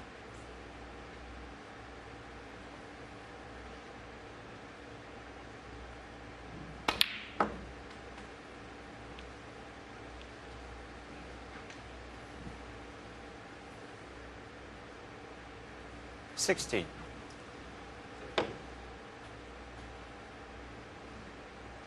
Oh, I know Sean Murphy's good with the rest. This is, in terms of tariff of difficulty, this is up there. Oh, what a shot. What a shot that is. 17.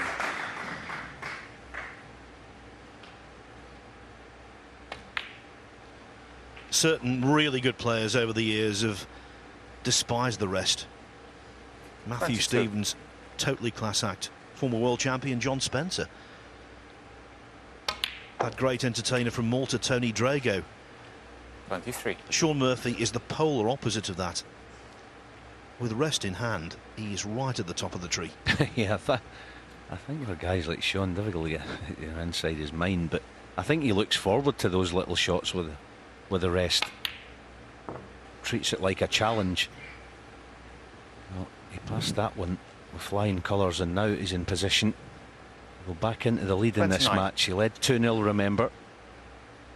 3-2 behind. 30. He's played this game from a very early age. Maybe that's why he's good with the rest, because when he was a youngster, he was using it so often. 36. Turned pro, let's not forget, when he was 15. Had special dispensation to do 37. so.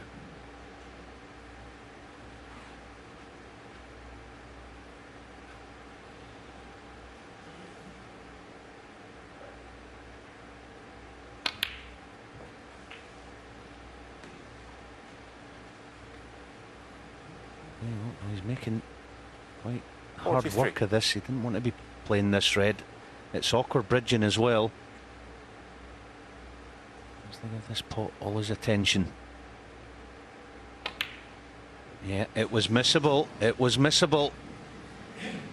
Sean Murphy, 43. Repeat, he did not want to be playing that red. So lifeline for Ants. What can he make of it? Here it is again. Just shaves the near jaw.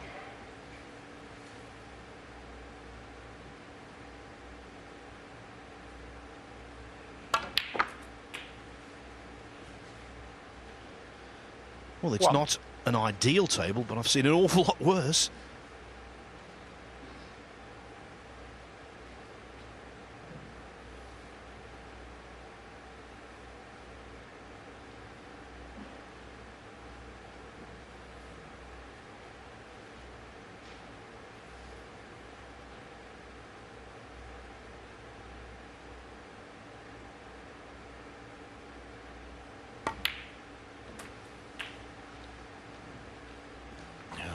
Purely a symptom of queuing over the red and the ball towards the bulk end. 7. He just couldn't get comfortable on the shot. See him here. Can't quite see his body there, but that red that he was bridging over. The simple cause of that there, losing the cue ball.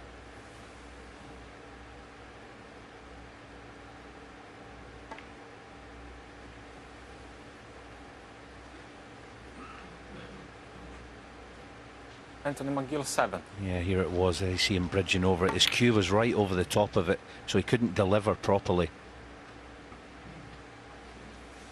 Sean being in front by 31. Not taking the red off the cushion. You can bet Ants will if he gets the chance.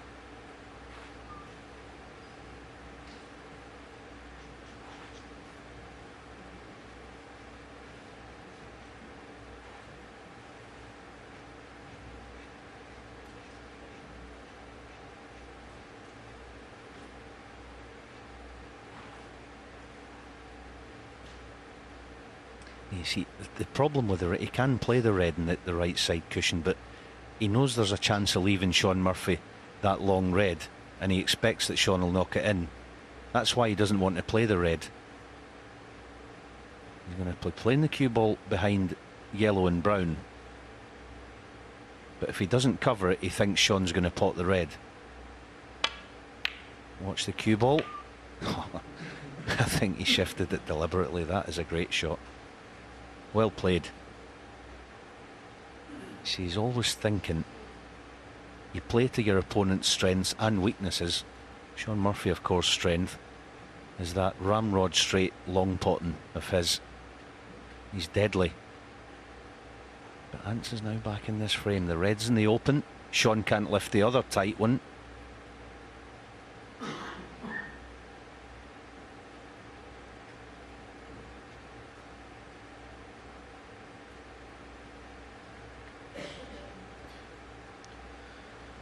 A little bit of arithmetic going on there. Yeah, two things he's worried about here. Well, one main thing, he doesn't want to lift the black. But he had no option, but he had to. So this is a half chance, well, a half chance at best for Anthony. But it'll be all guns blazing. Just try and pot the red, natural kiss on black or pink. Let's see, half chance at best, but a chance that he shouldn't have. Had a pot like this early on in the match to the opposite top pocket, and he undercut that one. Let's see if he can cut this one in.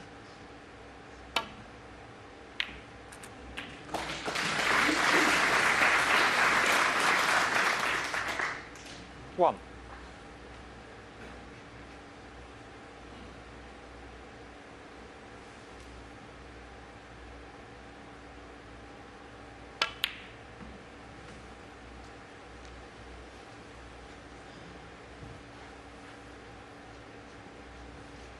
Five.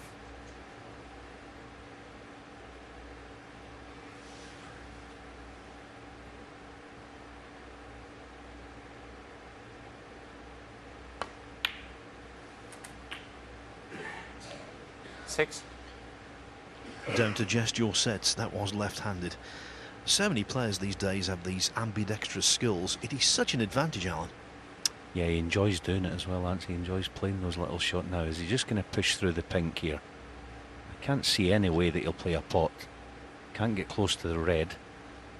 So it's a question of what shot do I leave Shaun? Because he wants Shaun to release the red when he tries to play it. The chances are he'll play to drop on it dead weight.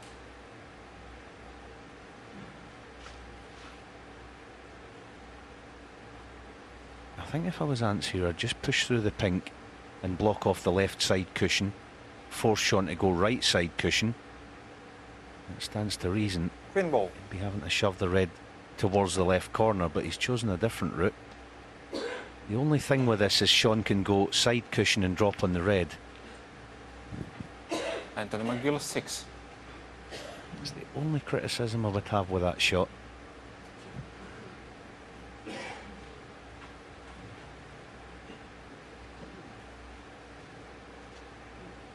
You wouldn't expect, as I say, Anthony to have a chance of potting this red when Shaun hits it. Doesn't matter about Foul that. miss. Points wise, it's pretty irrelevant. Just be adjustment again.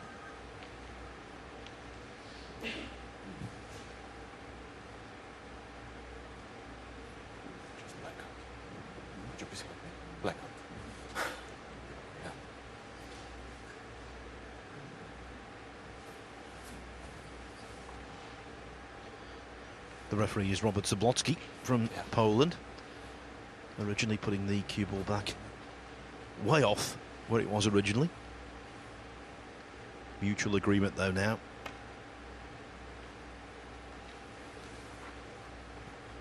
Adjustment made, as was contact.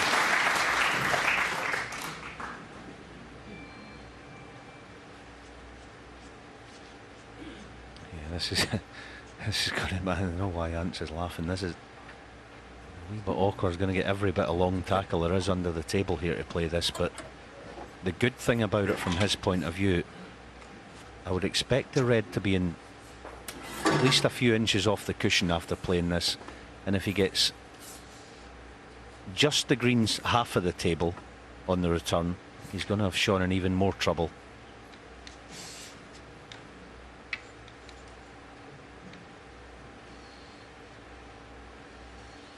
The red's not going to travel very far, but it will go a few inches, couple inches off the cushion.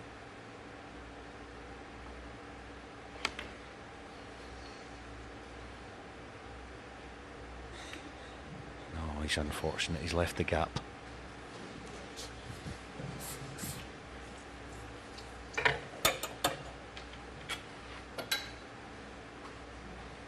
Truth be told, he actually caught the red just a fraction thick, didn't he?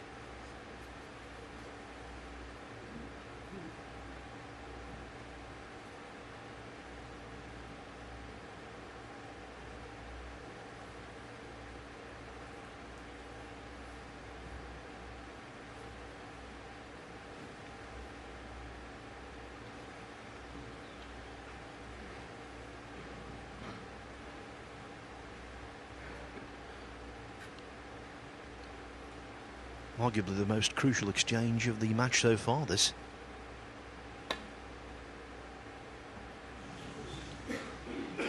And this is free ball. There's the cue ball. Anthony McGill 4. Yeah. Free ball. Chance now to win the frame. He'll definitely want to get rid of the yellow if he can here. Drum ball. The reason I say that, when he eventually gets on red then colour, it's not going to be an absolute cinch to get on the yellow where it is now. Oh, dance, you can't miss that.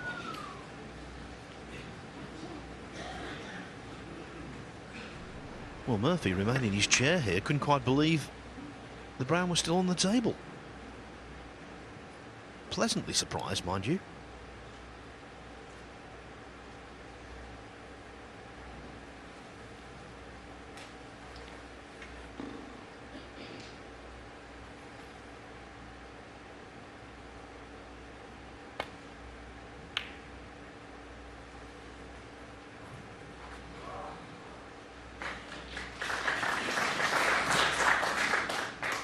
Go two cushions here, Anthony.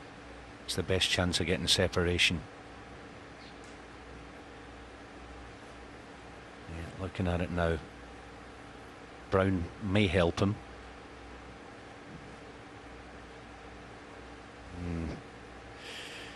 He's just trying to shove the red onto the black cushion, but this isn't easy. Yeah, it's gone wrong. Needs a fluke, and he's got it.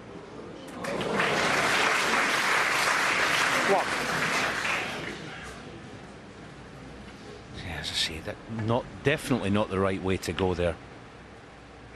A massive slice of good fortune.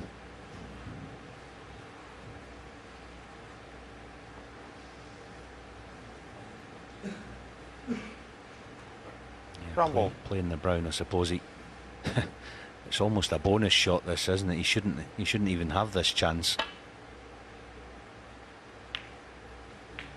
Oh, what a shot that is. What a shot.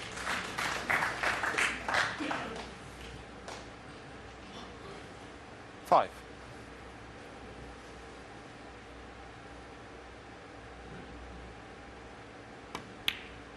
Yeah, snooker isn't a physical game, 7. but this will hurt Sean Murphy.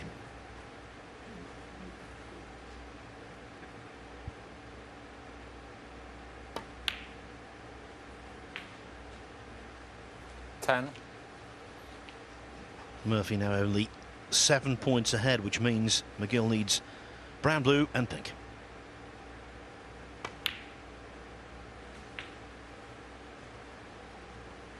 14.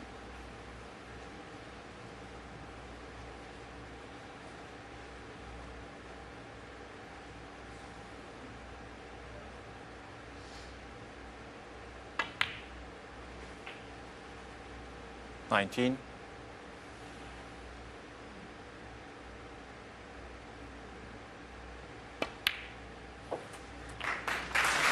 Every credit for a good clearance, but what a lucky way for that clearance to begin.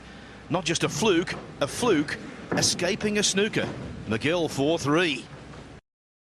At the moment, needs to Thank you, frame 8. dig deep, Sean Murphy to break. utilise all of that experience to try and forget what happened in the previous frame. But that's much easier said than done.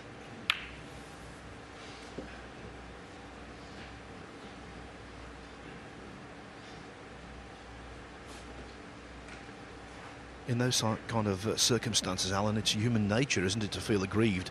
He played a snooker, and that's the last shot he had in the frame. What a fluke from McGill.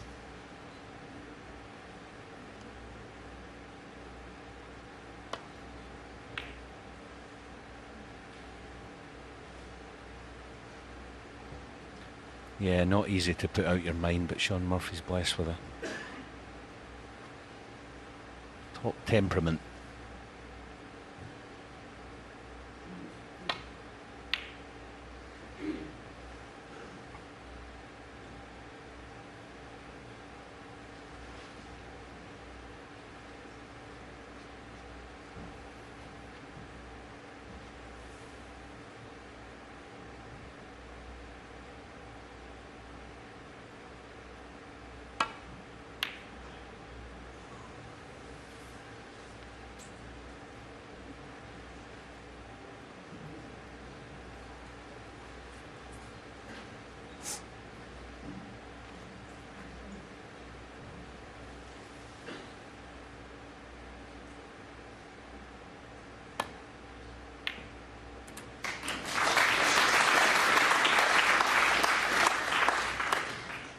One.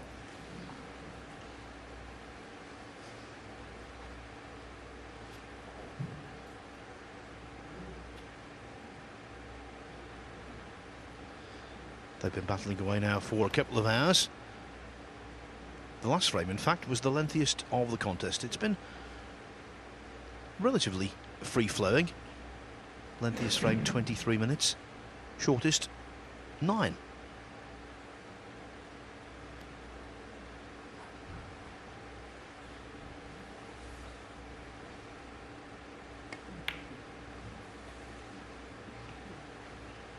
Sean Murphy 1.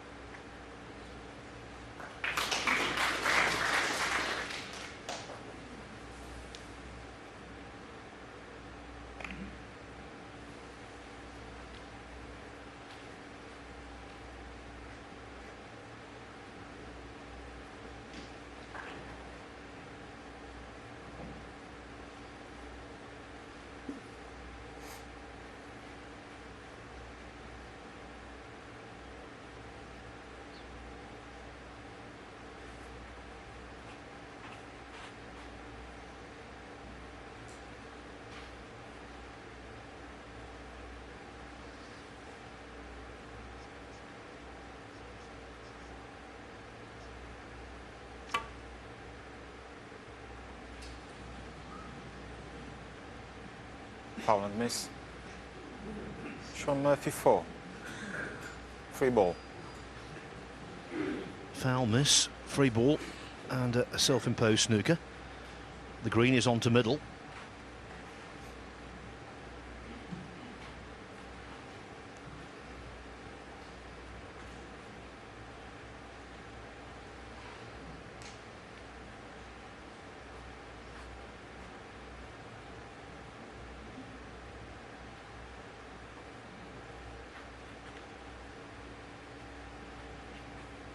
Green ball.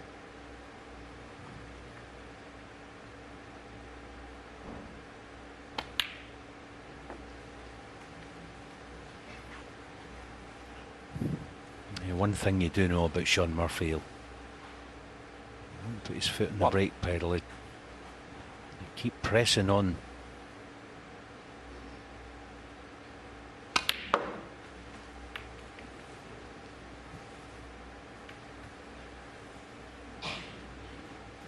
Three.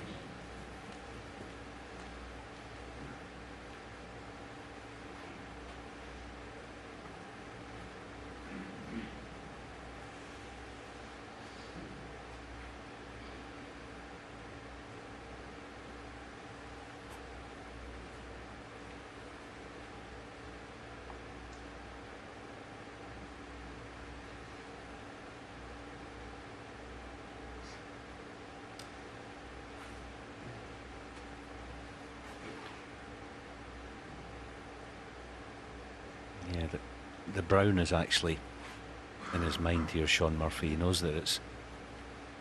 Yeah, he had a glance at it again there. He knows it's a big target to get in behind, so he's just trying to drop this cue ball. Even on the side cushion would be good. That's a clever shot. Sean Murphy 3. Yeah,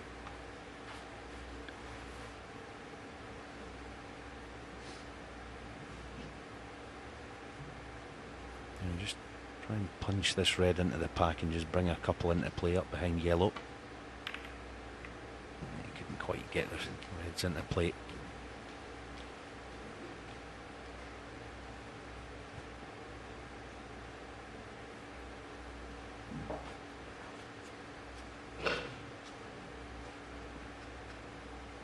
See, he'll keep pressing on, Sean Murphy. Here's one here. He's opening reds up playing this. This is risky.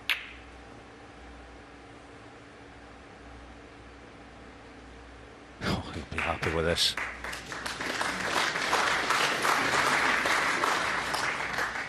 Yes, red over the pocket, blocked by the green.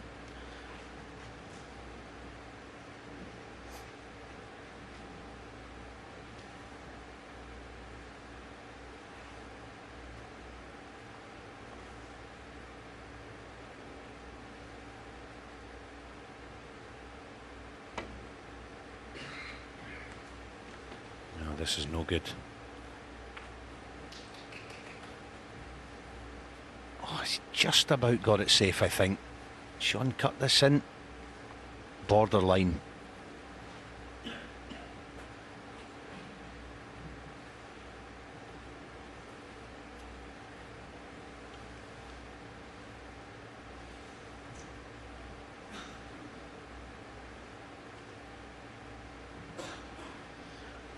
One of those shots where the cue will have to come out of the way very quickly.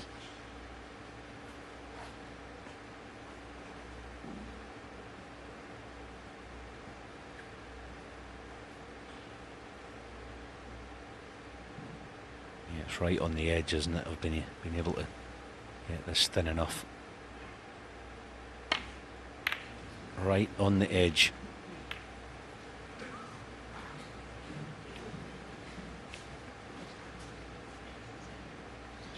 And so a misjudged shot from McGill has actually proved potentially profitable. Had he caught that red a hair thinner, it would have been an easy pot for Murphy.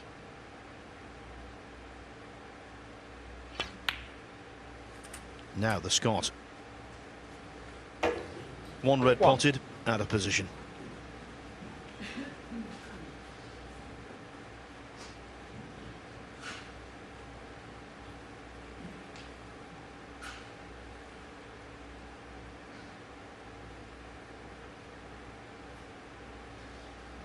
Yeah, actually it wasn't all that easy because he had to manipulate the cue ball. It wasn't a natural to get round the back of it.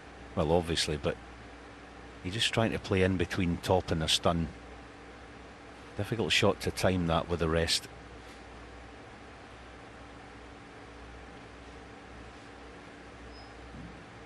He may have to take a risk here. He may even be pushing the black safe just as extra insurance. Just shove the black against the other reds. Yeah, that's what he's played because he feels like there's a chance he's leaving this red on. Anthony McGill 1. He's just about covered it.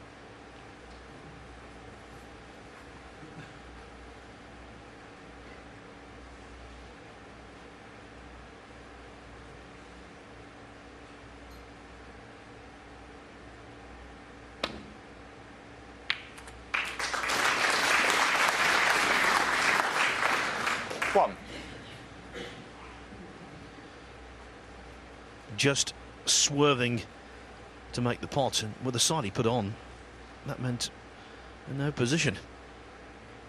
Yeah, no, if he's not going to play a snooker here, the shot would be just side cushion and rest on the green. Yellow ball. He's playing in behind the pink in all probability.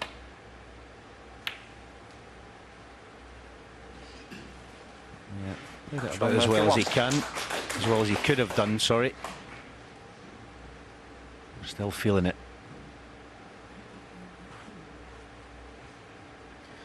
Well, jokingly last night in a radio interview, Mark Williams, who awaits the winner of this, was asked who he wanted to play next in the semi-finals. He said, well, he would like this match to go 6-5 on the black, and for Murphy to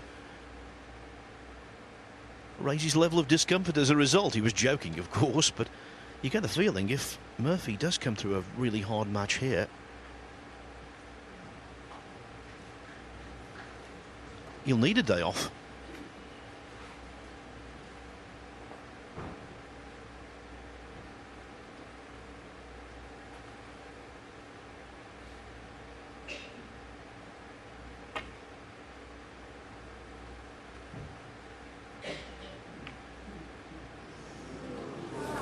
Foul.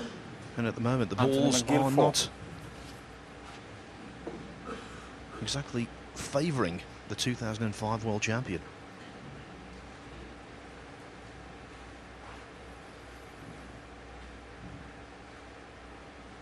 Yeah, Sean, he's not the first player by any means to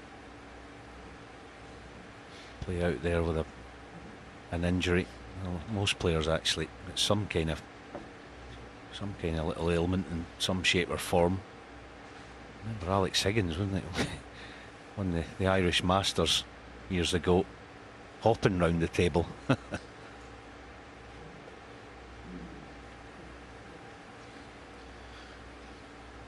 Yes, and when he won that, it was a remarkable achievement, but he was on the road to recovery. The worst tournament with that injury was the European Open at Deauville, where it was ridiculous. He beat Les Don in the first round, resembling a pogo stick.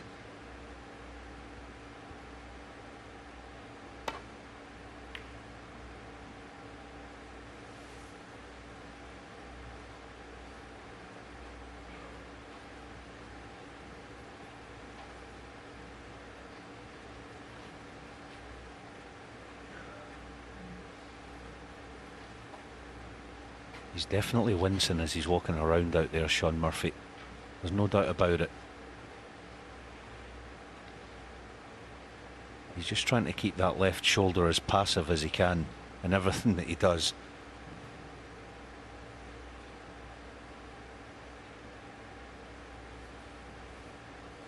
I have to give him immense credit, actually. He's sticking to the task. Once again there. Through all the trials and tribulations of being a top sportsman today.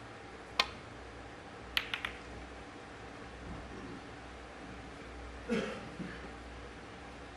could do with a bit of hampered bridging here, and he's got it. Well, after what's happened in the last 15 minutes or so, you can't begrudge him that, and I'm sure McGill doesn't. Except that he does. Yeah, selective snooker players when it comes to thinking about the luck they've had or not had, as the case may be.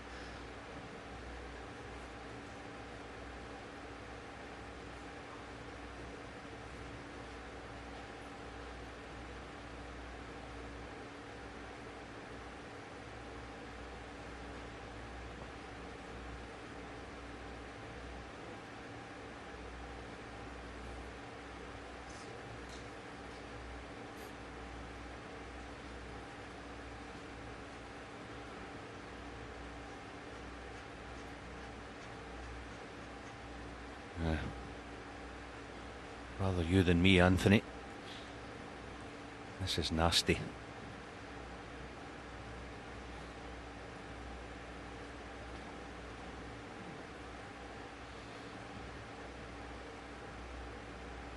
the first thing to say is what he's not going to get is a return to baulk. That's pretty obvious. He's just hoping here that he gets the pace right in this and leaves Sean Murphy something awkward.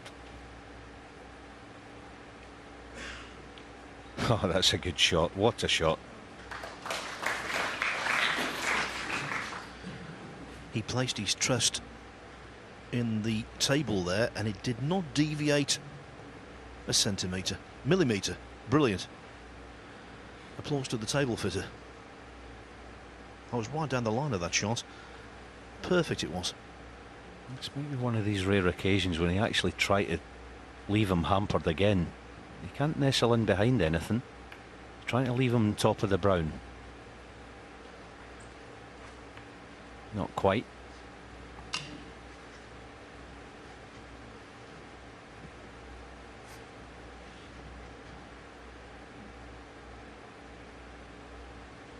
He's actually got a shot to nothing here, Anthony.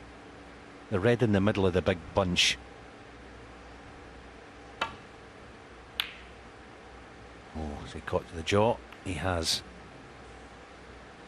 At least Shaun Murphy won't be able to be comfortable in the shot from Ant's perspective. But he may have a path back up for blue, natural angle. It's just whether he can bridge down on this.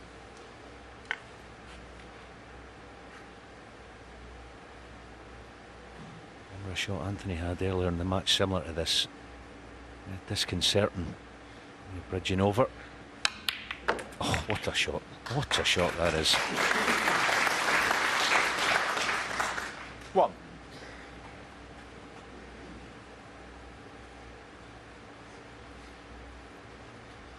When you've got cue power like that, it's such a massive plus.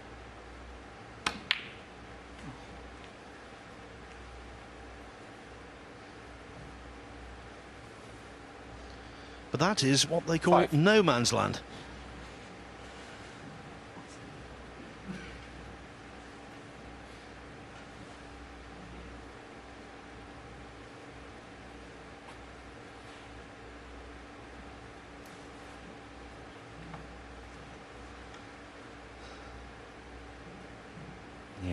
He's getting irritated a little, which is not like Shaun, but you can't blame him. You know, he's been made to work for everything here, which you would expect playing Anthony.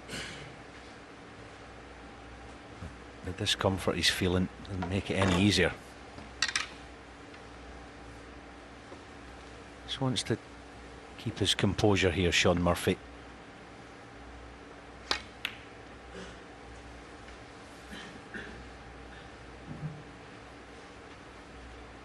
Now, is this a shot to nothing? Shaun Murphy 5. Three little triangular reds. I wonder if the top one will go to right corner. He's coming round to look at it now. Yeah, now he sees it. It'll just about go. Now you see. So he'll play it.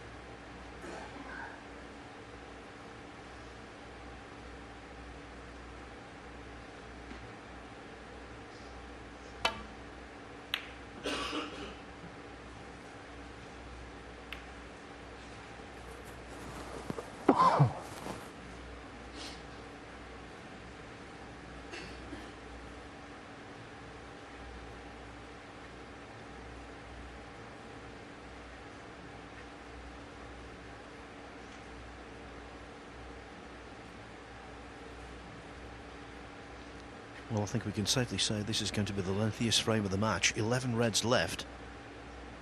Already 80 minutes of snooker played.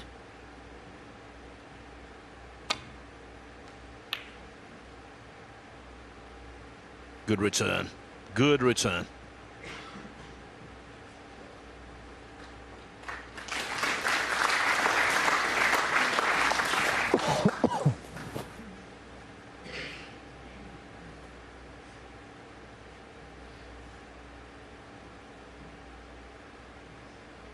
Trouble in these situations, there's no real hiding place for the cue ball.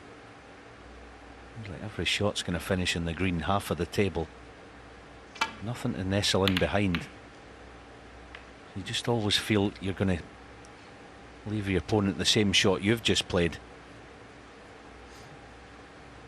However, that red coming up adjacent to the blue, slightly different complexion and things.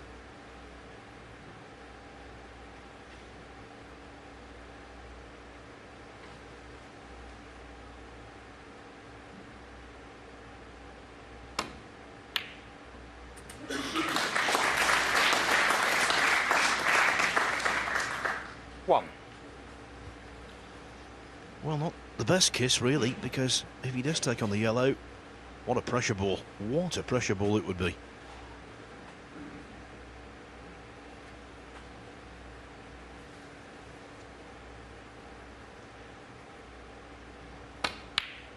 He's fantastic at slipping back into potting mode, Shaun Murphy, isn't he?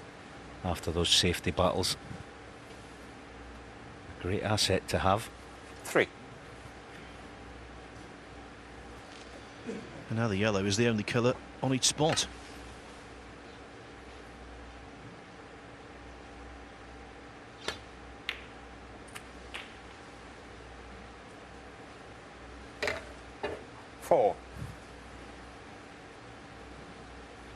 Yeah, can he avoid the blue now? Yeah. Difficult to see how he could play the pink there and avoid the blue. So forced into playing the yellow. I think he's going to play and disturb the black here. Had a look at it. It's definitely worth it.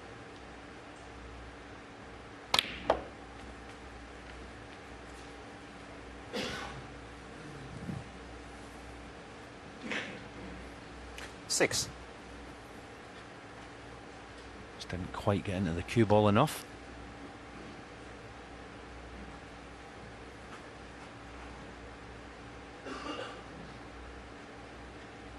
Yeah, I think he's taking the more difficult of the two reds here because he feels like he can finish just top side of where the yellow is.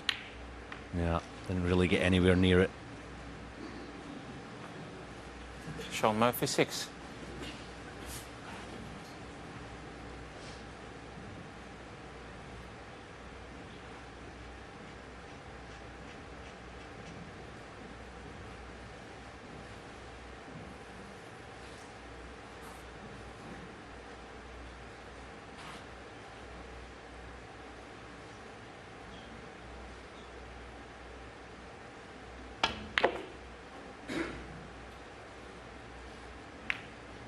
It's just one of those frames, this, isn't it, where the position of the balls, the reds and the colours, is pretty evil. There's not a lot you can do about it. No pattern to this frame.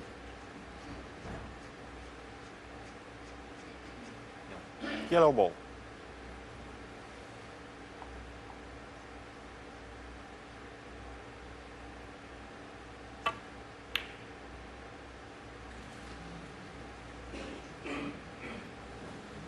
Anthony McGill 1. Yeah,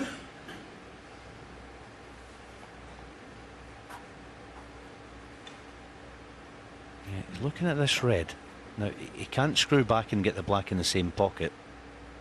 But he's looking to just play a little screw and just push the black about 6 or 8 inches. Great effort, unfortunate. Played it well, actually. Just trying to push it towards that left middle. He cannoned it twice, I think, didn't he? Cue ball just chased top side of it.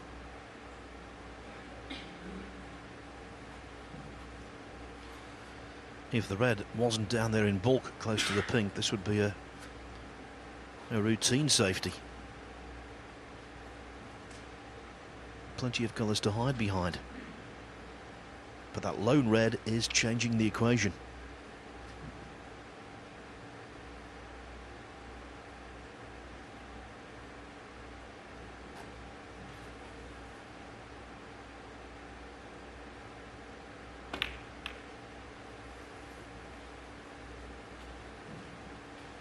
Yeah, actually just noticed, of course, both players are using this new chalk that's on the market these days, and the reason you can tell that as well is the lack of chalk marks on the bed of the cloth. Yes, Murphy absolutely swears by it. Hails from up north in Finland.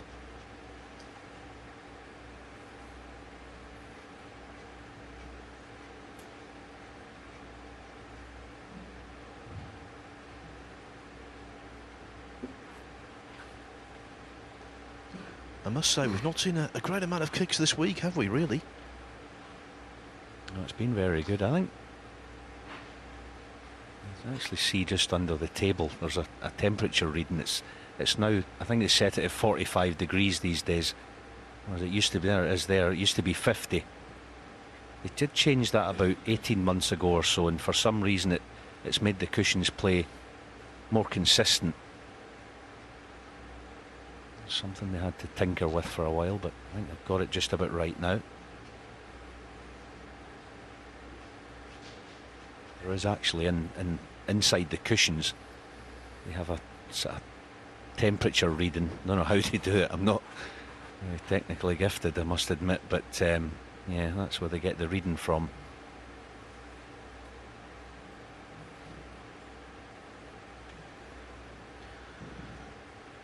As stated earlier, the lengthiest frame of the match, over 25 minutes, and you can see an awful lot of snooker still to be played.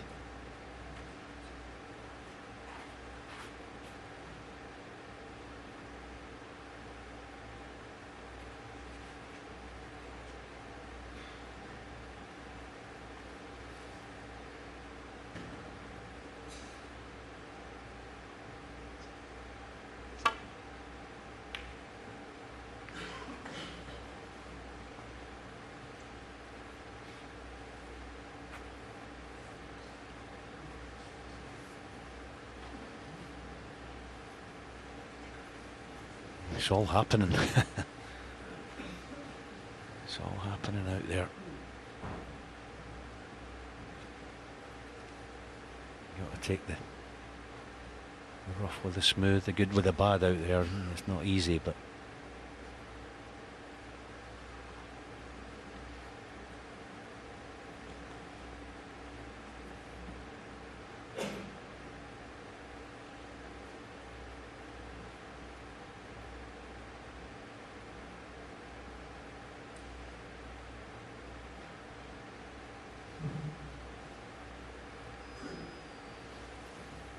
yeah, push the cue ball to the side cushion here is not a bad shout. It's a clever shot. Leave a little tempter. Don't think for a second Ants will play it, but there's not a lot he can do with the red and the D.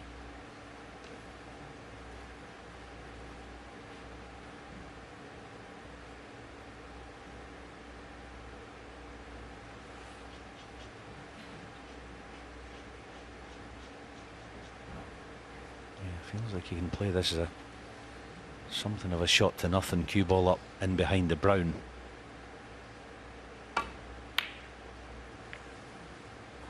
Good effort. Very good effort.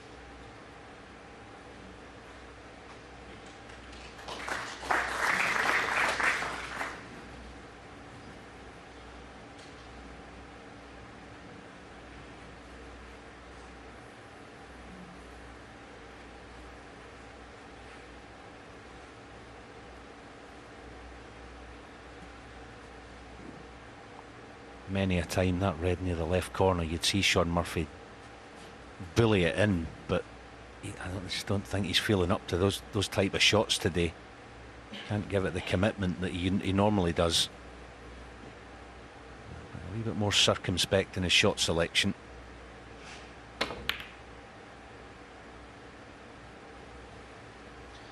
Yes, and maybe cueing when the white is close to the ball cushion a little more painful than when his hand's on the table.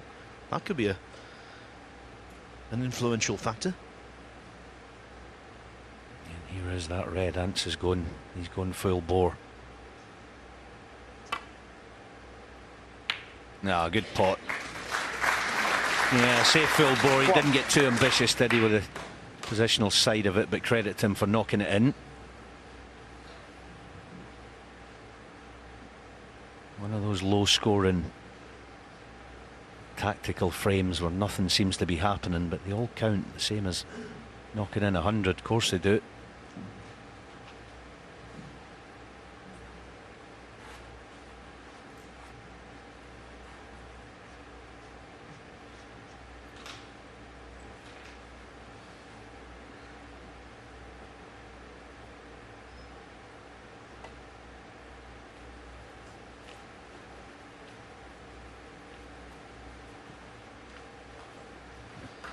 Again, trusting the playing surface, and that trust is validated.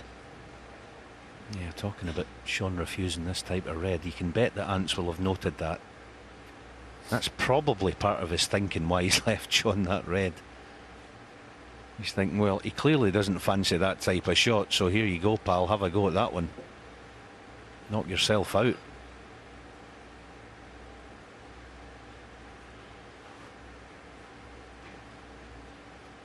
We know what he's like, Sean. If he can't see a good safety and there is a pot on, he tends to have a go.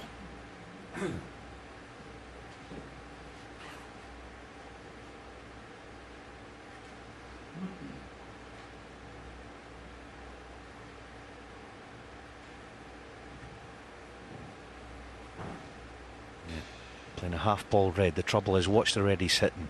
It may chase back up the table. Watch the red. Oh, he got it thin enough. That is a brilliant shot. Brilliant shot.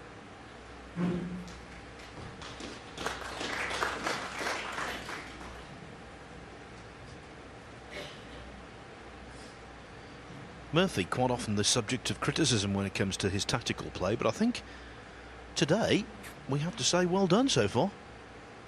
He's given as good as he's got.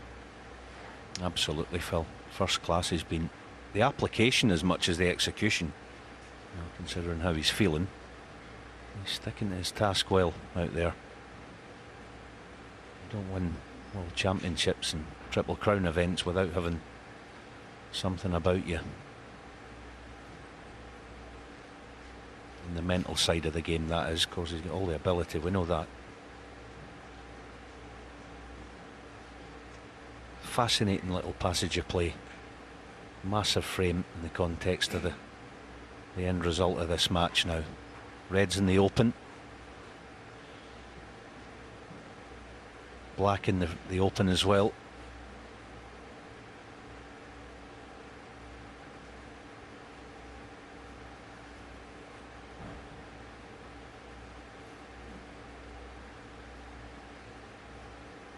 Yeah. The red directly below and to the left of the black's the one he's playing, at least playing it. Oh, sorry, my mistake. Is he having a go at this? Dear, dear, this is a big shot.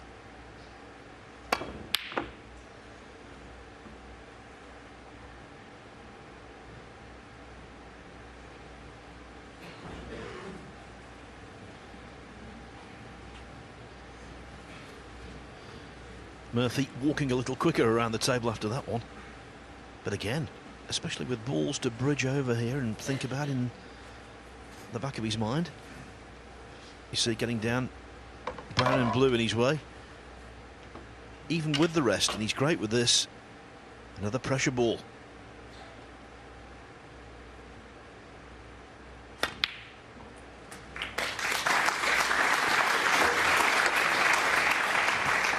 One.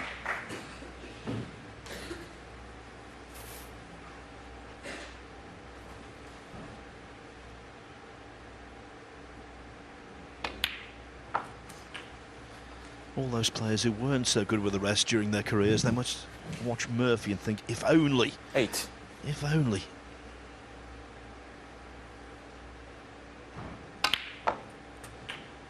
Yeah. 9. Great asset to have. He's played a couple of brilliant shots with the rest this afternoon.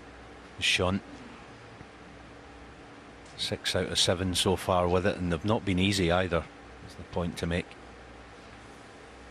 Handy little lead, as I said earlier. It's been a low scoring frame, but Black puts him 30 in front.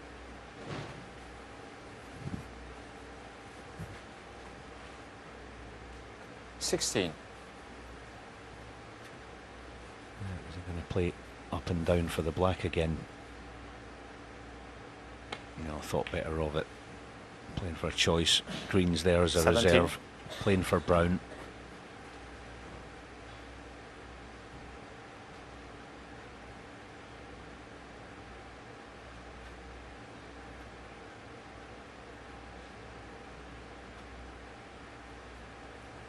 I think this is all right, actually. I mean, we know he's good with the rest, so he maybe play for the red on the left side of the table. Brown ball. That's the ball he's looking at.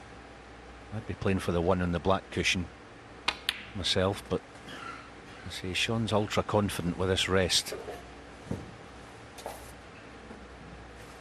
21.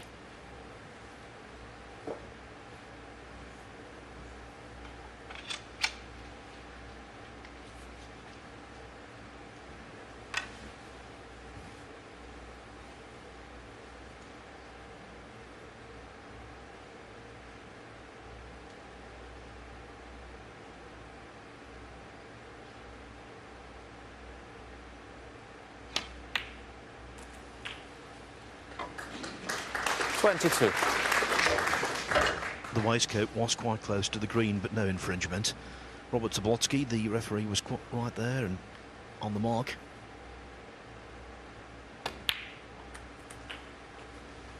And so Murphy 43 ahead, 43 on in this low-scoring affair. This is frame ball.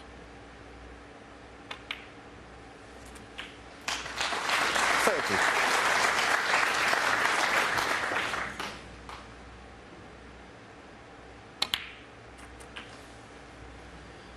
Well, he's had breaks of 65, 52, 105 and 43 37. so far this afternoon, but I think this contribution will perhaps be the most satisfying. Sean Murphy 37 and the frame. 51 behind, 35 left. Anthony McGill decides to concede, and so again they are inseparable, this time at 4-4. Thank you. Frame 9. Anthony McGill to break. Take your seats, please. A real battle going on here at Venue Cymru in this, the last quarter-final in the Ladbrokes Players' Championship. It was 2-2, it was 3-3, now it's 4-4. Are we going to see our first deciding frame finish of the event?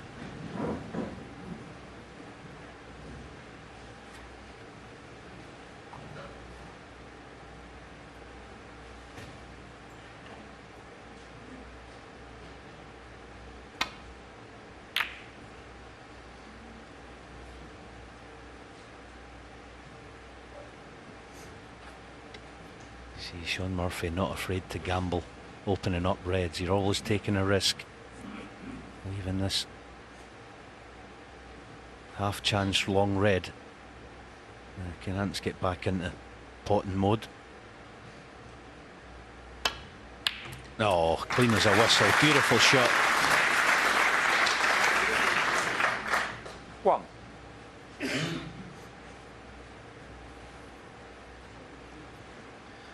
That was pinged, wasn't it? Not just the pot, but positionally as well.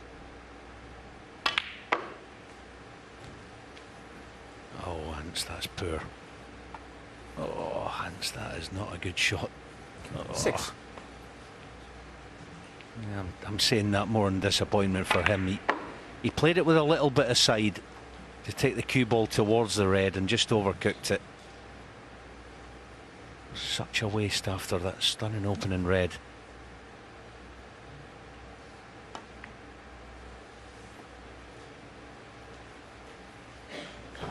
Anthony McGill 6. It's been one of those matches so far, Alan, where he's played lots of quality shots, but he's just been tripped up by a few lapses in concentration, it seems. 4 or 5 mistakes you'd never imagine he would make. Yeah, he's still thinking about it out there. He's thinking about that chance. He should be in the balls right now. Again, like Sean, has a super temperament, so he'll be fine, but he'll be disappointed with that. Top jaw. Looks like he's just about all right. No damage done.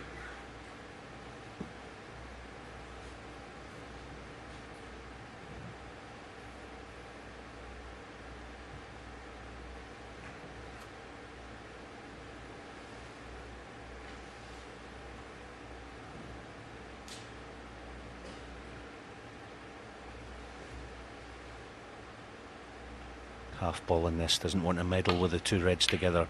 That's why he hit it half ball. Good shot.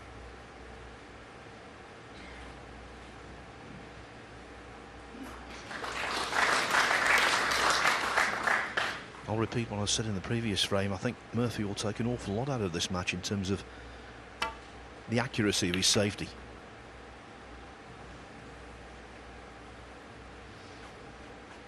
Well returned though.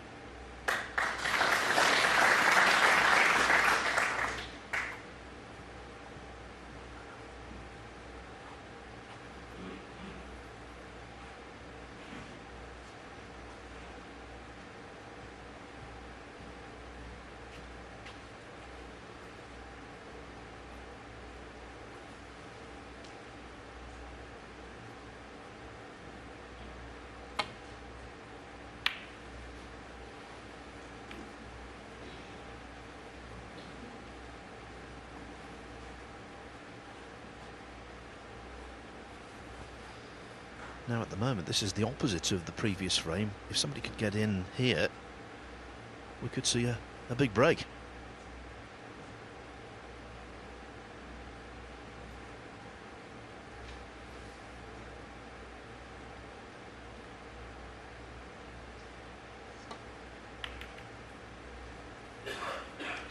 Clever. Blocking off the right hand side and getting good pace means that Shaun can't manipulate the cue ball side for the return. Probably going to play the dump again. Red left of our screen is not a double kiss, so he can play that. So when he's playing, just didn't want to hit this too hard and send the red anywhere near the yellow pocket. Yeah, good shot.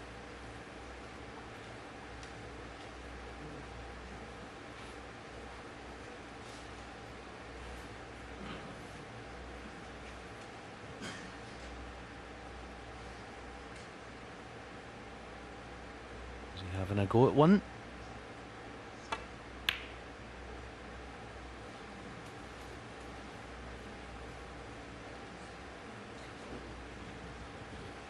Well, if he's dropped on the yellow and Murphy can't pot either of them, wow. He has, you know.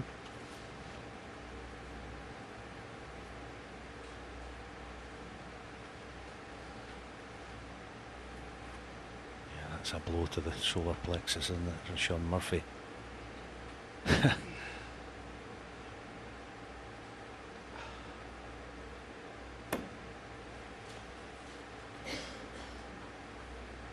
Yes, every credit, good shot. Generous tap on the table from Anthony. He knows he dodged one there.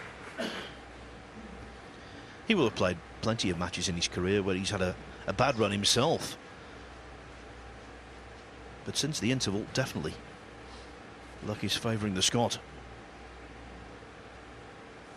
Yeah, I think this is re-rack. Yeah, I think by mutual consent it's a re-rack, and so it's going to be frame 9, take 2. Hard match snooker this, uncompromising. So Neil, what do you make of it?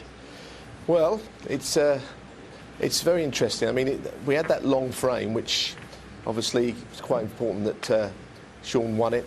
You know, you get those grueling 35-minute frames, how you come out of those, and then we had a re-rack, so it's getting very tense now. And one thing I will say about Shaun, he did say before the match that he didn't know if he could compete in the tactical and safety with McGill, because he thinks McGill is such a good tactical player. But I think he's done very well, actually, and at the moment his neck's holding out.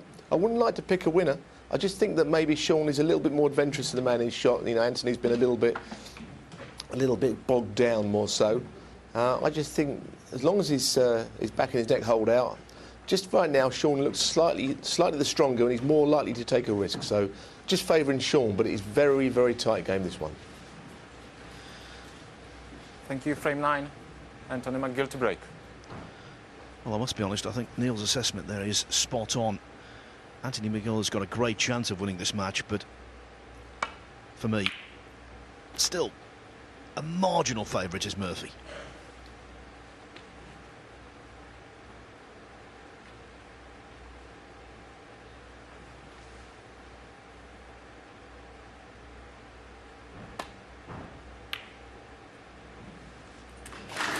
Yeah, there's the kind of shot that Folds is talking about. 1. Goes full bore, full-blooded at those types of reds, Shaun Murphy, and backs himself to knock them in generally.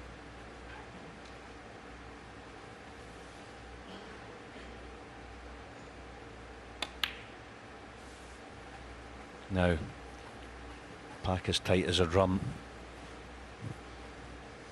Must get a good angle. 5. On the next colour should he pot this red. This will take good cueing to get top side of the blue. And he played on bulk colour, clever. Yellow or blue. 6. So, one of the best in the game at this type of shot. Keep your eye on the reds though. Oh.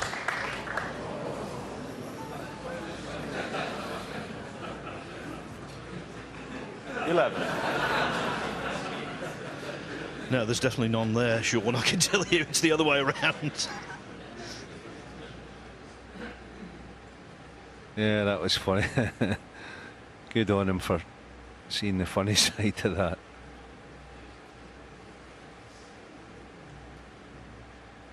I did say Sean Murphy, watch 11. the Reds when he was playing the blue. I mean, you could never in a million years you could have predicted this. Surrounded by Reds.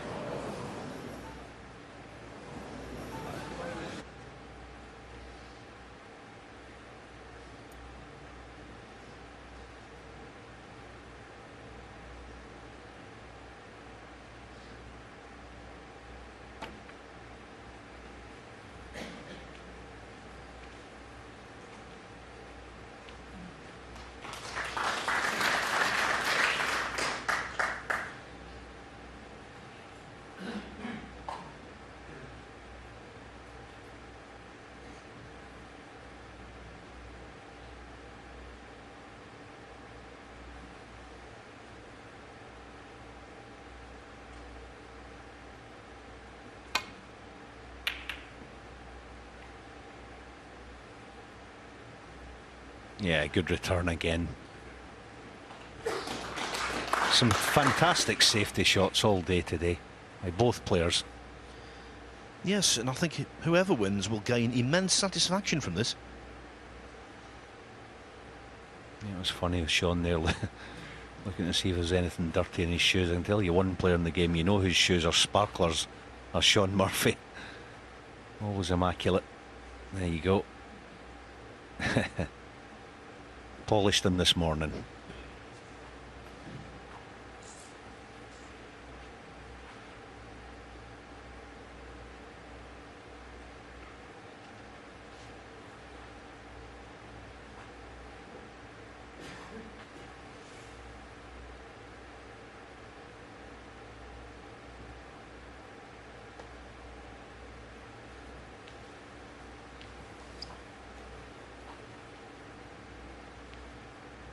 Foul and miss. Sean Murphy 4. Well, 4 points on the ledger. Cue ball back.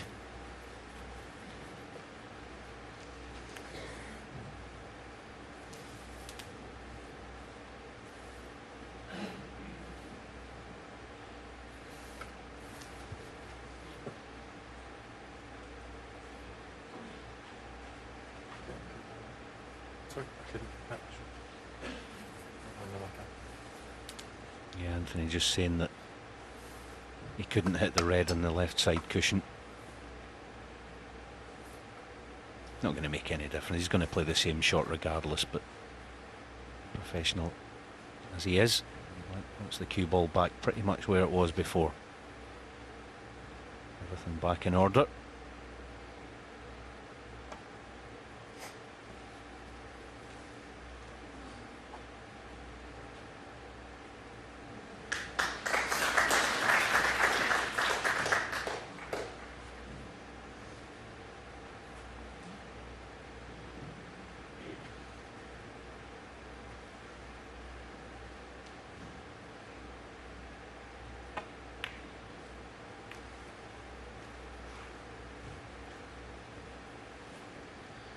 With that cluster of 5 reds very close to the top cushion, you get the feeling this could be quite a lengthy affair as well.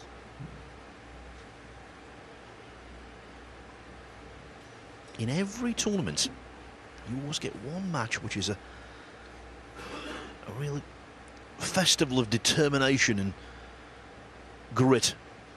This is it.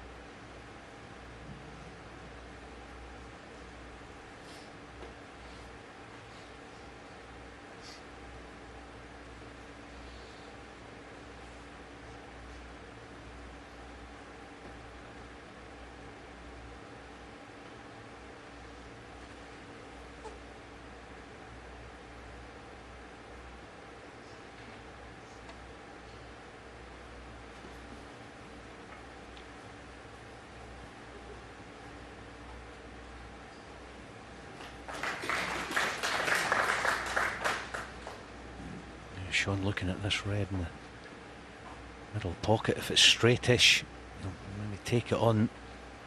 Try and get the cue ball somewhere around the middle bag that he's trying to pot the red.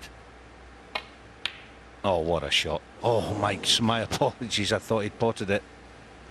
He hit it so well. He couldn't have hit it better and not potted it. But he got the cue ball top side. Look at this. Oh, those middle pockets are sharp. Looks like Anthony can see the red though. Enough to pot it. Watch the cue ball round the back of the black as well. No, it wasn't quite on. 1. Yeah, nothing he could do about that. Just had to play the natural angle. So back to the hard work.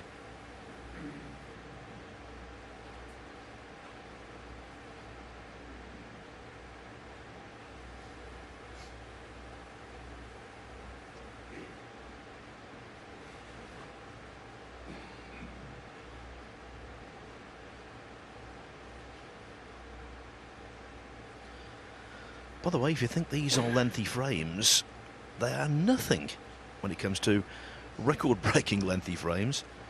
We're just coming up to the 1 year anniversary of the longest frame in snooker history. Dave Gilbert, Fergal O'Brien, final qualifying round of the World Championship. It went 9-9. The decider lasted 2 hours. 2 hours. McGill 1. And commentating on that was a certain Neil Foulds. He's just finished therapy.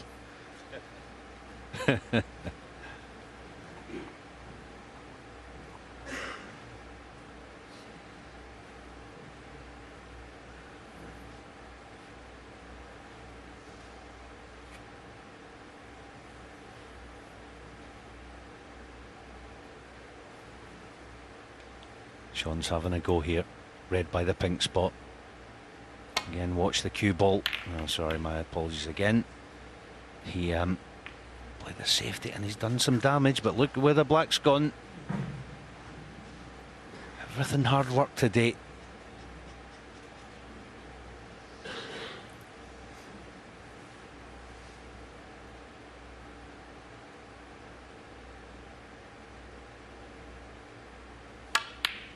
Yeah, good pot, good strike. He'd love to get nice on the blue. Just the wrong side of straight. 1. Yeah. If he's going to score a few here, he's got to get the blue in the spot.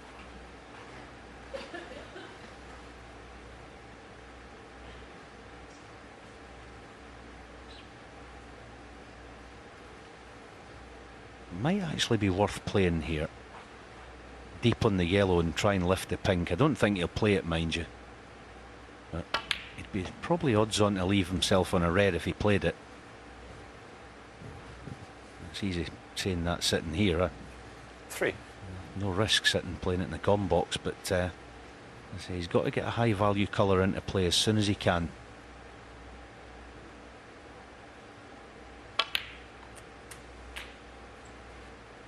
Trying to get top side this time, 4. and he's just about there. Brilliant shot. So his decision to bide his time looks like it may pay off here.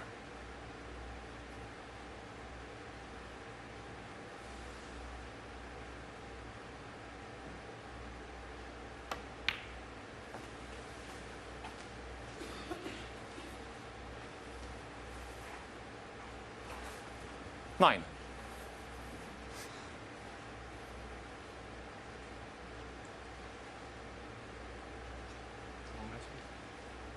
Okay.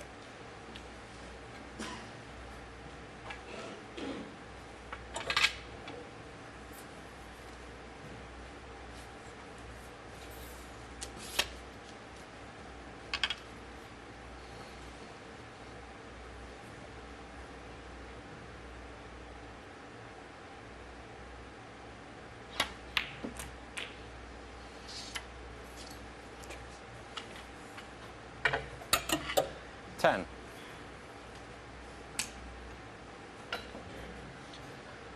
Sure, he didn't play for the blue to the yellow pocket, but it will be gladly accepted.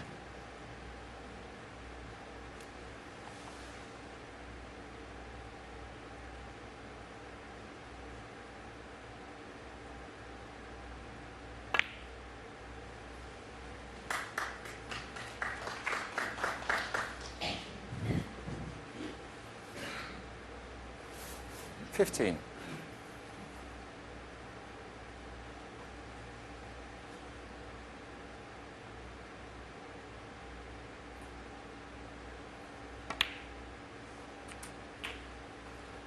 $16.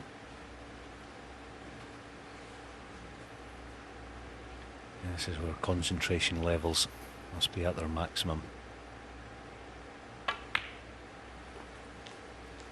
There's one high value colour to play on.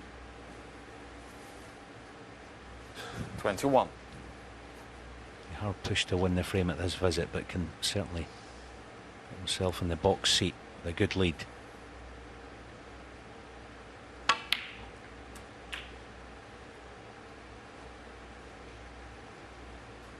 $22. Clever shot that, actually, making sure he's top side of the blue somewhere. I was going to leave some kind of shot.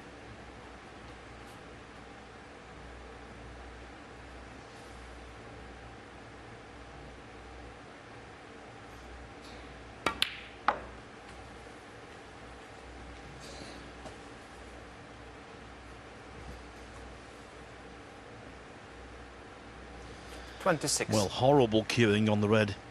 He would like to pot. That's ensured by the position of the pink. Yeah, but in a funny sort of way, it might pay off if he pots this red with the rest.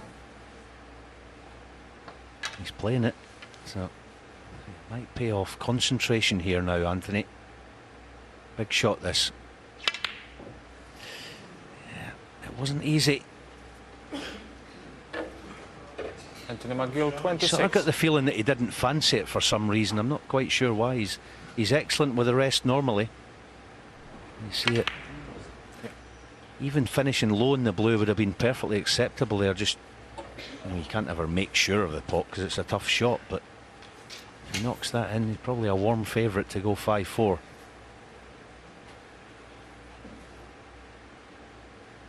Chance for the mini counter-attack again. Not a good table, but the makings of a tight finish again this frame.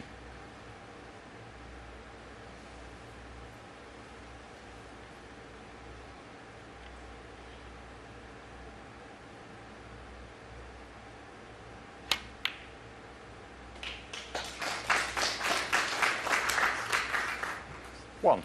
Now, I just wonder if Sean will play the cannon on the pink here. Let's see if you look. Oh, he's looking at it. Yeah, he's eyeballing it. He's going to play this. There's the eyes on the pink. Rumble.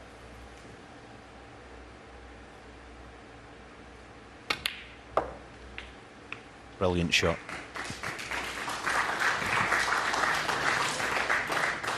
The one constant in break building is trying to increase your options, and that's what Murphy did there to great effect.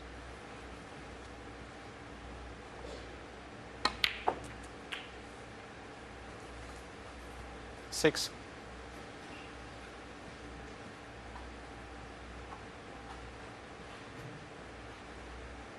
And the other thing with the pink, if and when he gets it back on its own spot, it gives him options to attack the three difficult reds.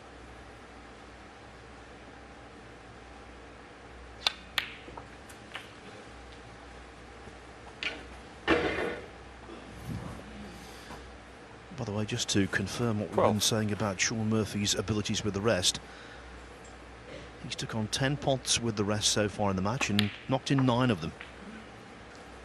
13. Yeah, he may just hold the pink spot here playing this. Little red to follow. Pink would be on the black spot.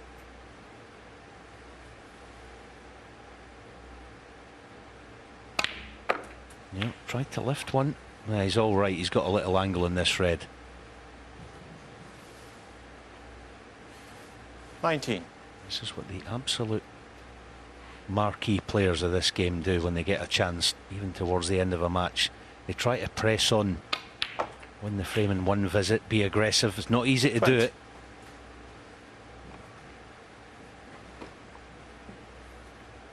Well, they try it again here. An off straight red, pot the red and try and lift the black and the other red that is on the right side of the table.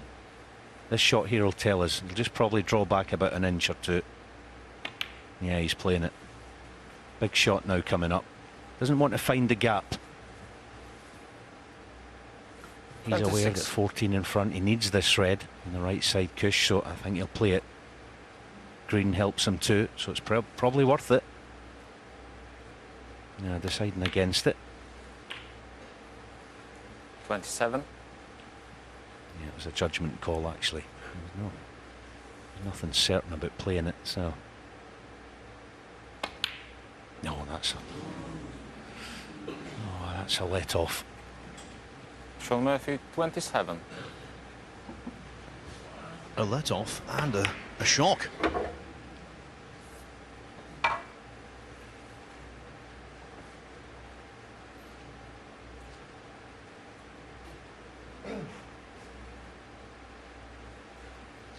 And now for Anthony McGill, the snooker gods have served up a red that's not dissimilar to the one he missed to this pocket a while ago.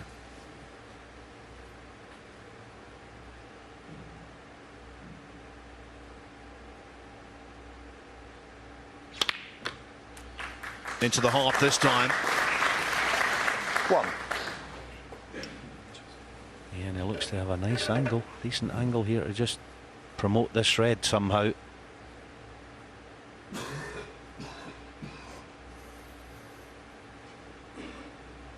Looking at the scoreboard, it'll tell him that he's a long way from home. He's going to need up to including the final pink if he's going to win the frame at this visit. But first things first, try and promote this red.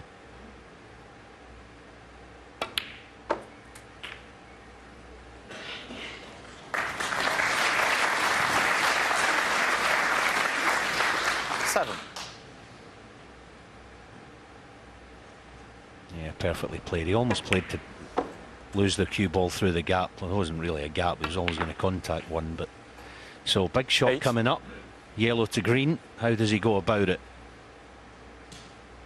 This shot will tell us. Yeah, he's playing it with the rest. Again here, he's almost trying to go round the back of the green. 13. Players mentally play this and forget about the green. Try and slip round the back of it. That's what he'll be playing.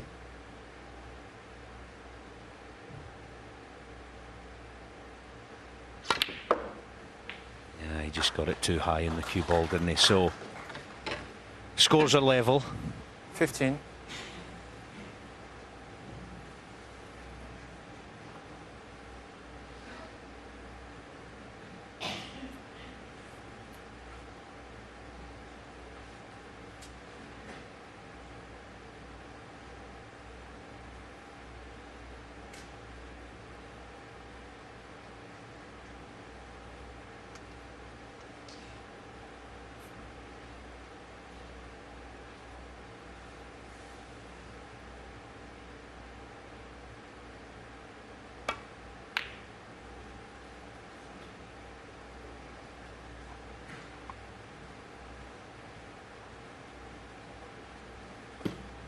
Anthony McGill, 15.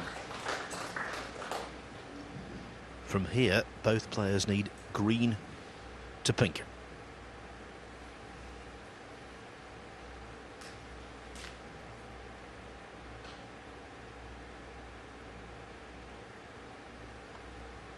Trouble with this green here, if it's straight, you can't play the green up and down.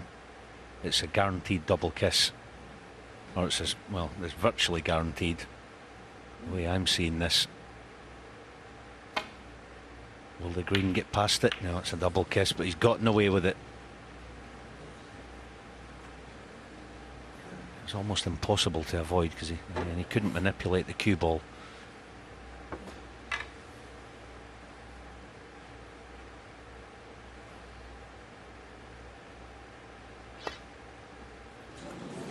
Foul and miss. Sean Murphy, 4.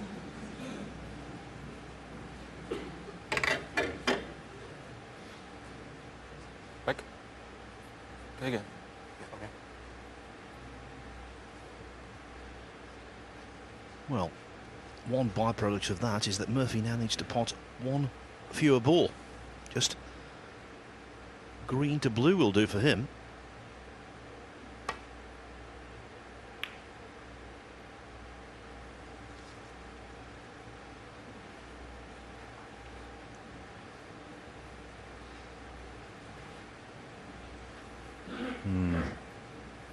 Now, two choices. He can't hold the cue ball for the brown. Does he play down this end and back up, or does he play this with a trace of left hand side and try and kiss the brown? It's up and down, but he missed it thick. Once again, he's just about gotten away with it. Green is on, but far from easy. See, actually, I think he was definitely playing up and down the table there, Sean. I thought, try and pot the green, cannon the brown. Gone now, mind you, but big moments in this match now.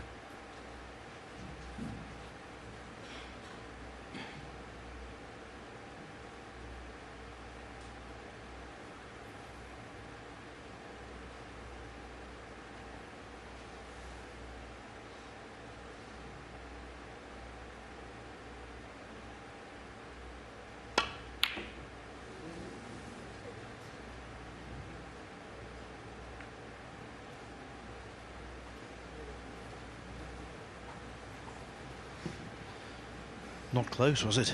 Not close. Yeah, this is a chance, but I'll tell you what, this is not a sitter, far from it.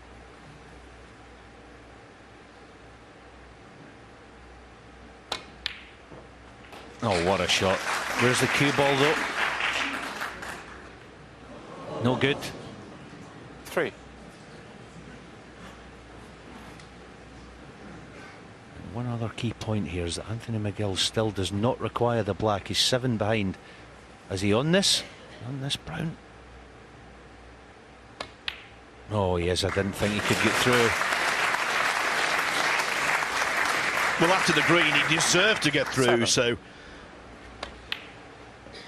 just the blue.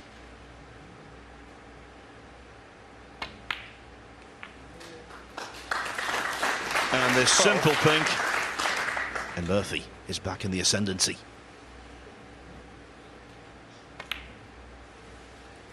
18 and a frame from Murphy. In front for the first time since he led 2-1. Could that be a mammoth blow? We'll find out. It's 5-4.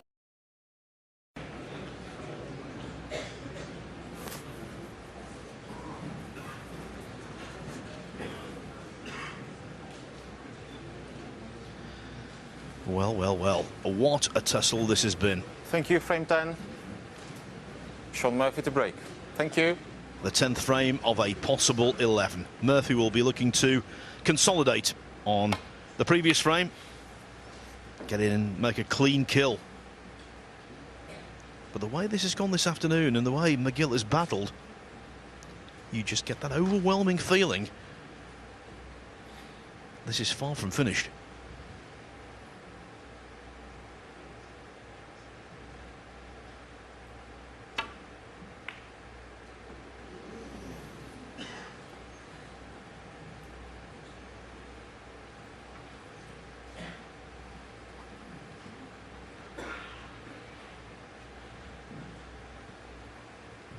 Look at this. Bolt straight, long red.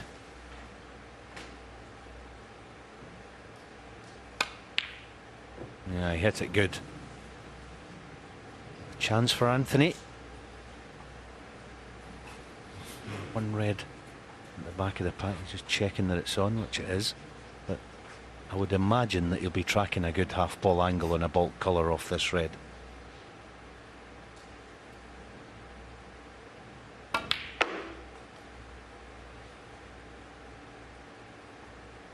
One.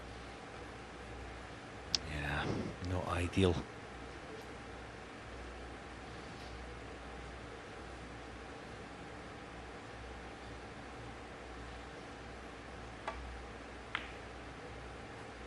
Every credit, great shot.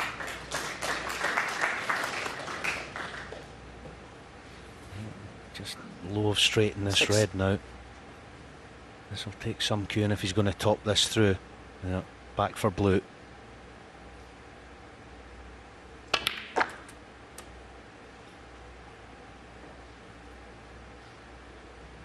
Still on the yellow 7. and possibly the blue. Match time 3 hours That's total playing time, doesn't include the minutes between each frame or indeed the interval. So getting closer to 4 hours actually they've been engaged in this.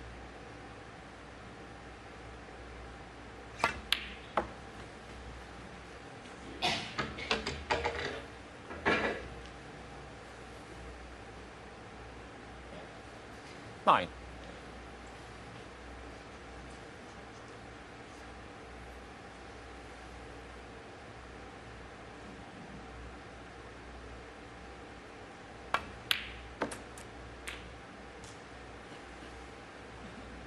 Ten.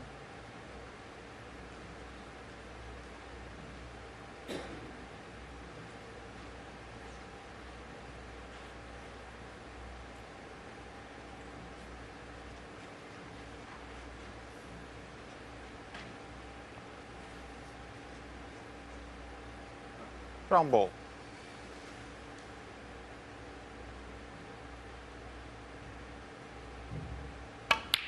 Yeah, he's playing for the red at the back of the pack to left middle. Good shot.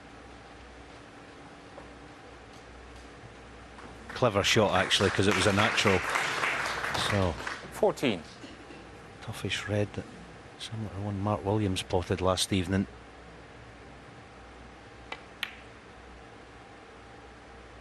Yeah, wasn't a sitter. Tough shot. Anthony McGill, 14. But having missed it on the high side, he's given Sean Murphy a more than decent chance now, top side of the blue off this.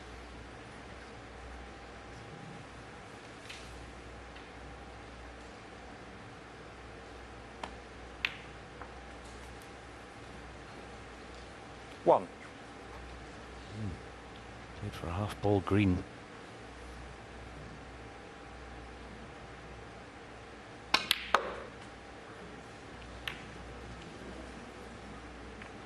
Surprise you, Phil, that he didn't stop for blue there? I thought the way he plays the blue, 4. very surprised at that. Well, that shot's his stock in trade, isn't it?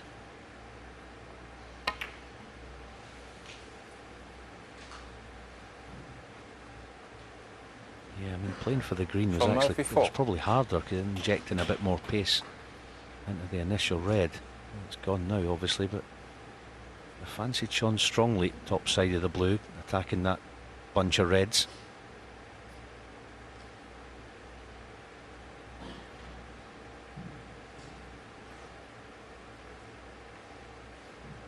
Funny how the scoreboard dictates a match. Anthony 5-4 behind here, feels he has to make something happen, so he's taking the red on. Yeah, biding his time again. Certainly looked like he was taking it on. As I say, sometimes the scoreboard does dictate your state of mind, your shot selection.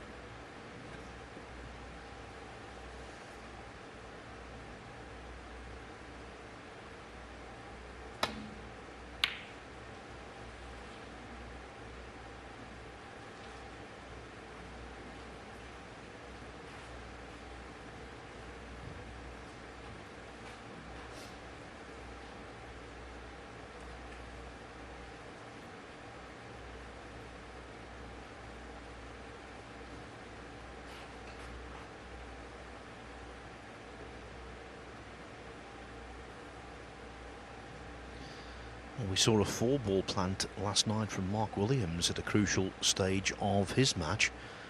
McGill just looking to see whether that might be a 3-baller.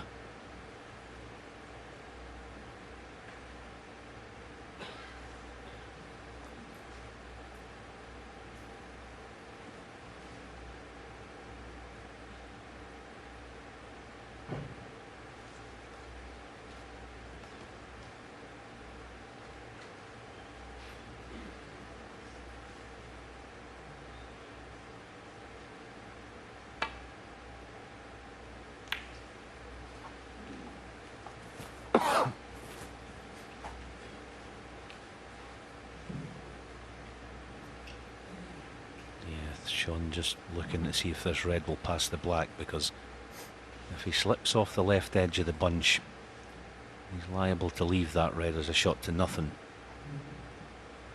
So he may decide to just chip it onto the side rail. He's gone the other way behind green and brown.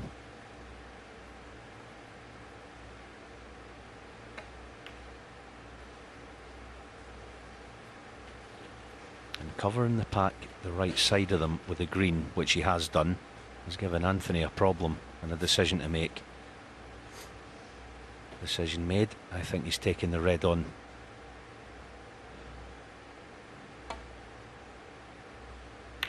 Oh, what a shot. Absolutely tremendous at that pace. Never touched the sides.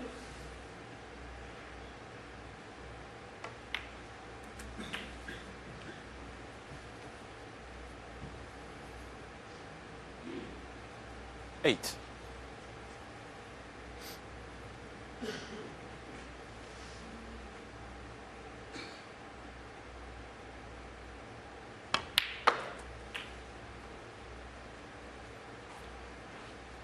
Nine. A bit straight for comfort in this. This will test his cueing. If he's taking the pink on, it is exceptionally dangerous. Oh, what a shot. And lovely on the red as well. Deserves everything he gets from this. 15. Yes, a really positive, aggressive choice. I say, sometimes the scoreboard just frees up the mind. You're 5-4 behind, you feel your back's a wee bit to the wall. You think, right, okay, 16. let's open the shoulders and start being a tad more aggressive. That's what you're seeing right now.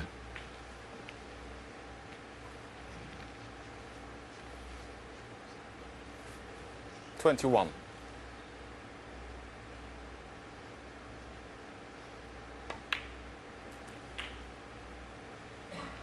$22. Played this shot earlier, he played it nice, didn't he? Force and stun up into the bunch. Just wants to push 3 or 4 reds into play. Don't overhit it. That'll do nicely. Good shot. 29. Critical moments coming up here. Anthony McGill on the verge of putting us into final frame decider for the first time this week. 30.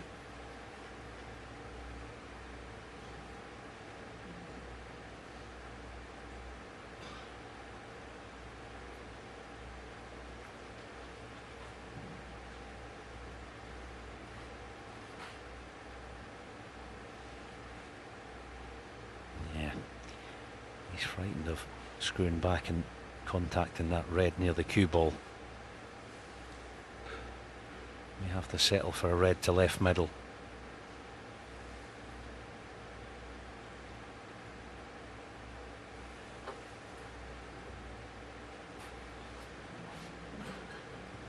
Yeah. The thing is, he won't have good memories of that shot. He's missed a couple of them this match already. So a little tester here. At least he's got his hand on the bed. So he's got a wee bit 37. more control in playing it. But big shot. Probably if he pots it, it's a decider coming up.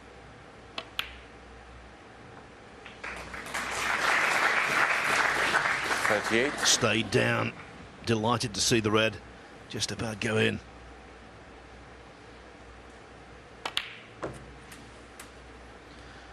We are going, it would appear, to the wire. 45. 46.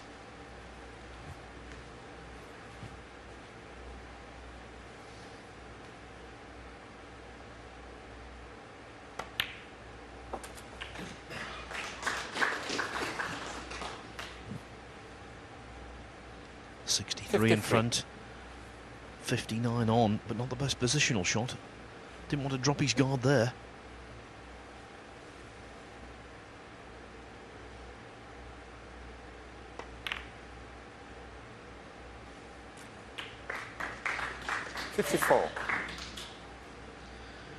Well, this by far his biggest break since he made a 90 in frame 5.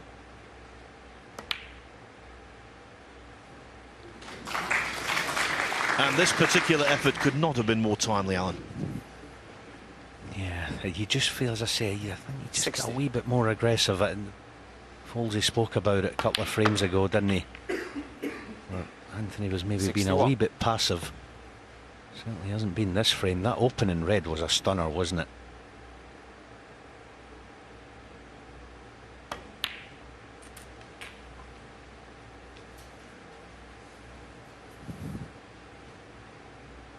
$68.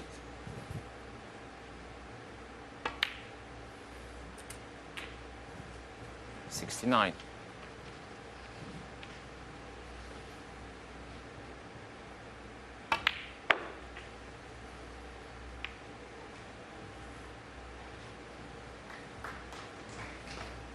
74. Even though the red's close to the pocket here, it has to be struck perfectly.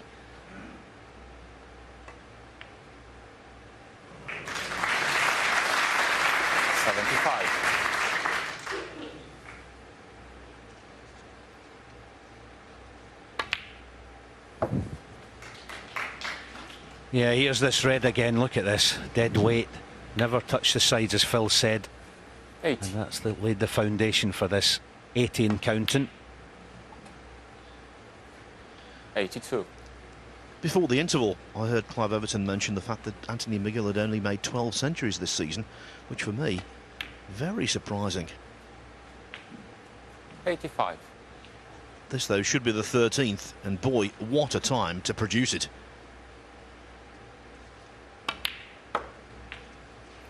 89.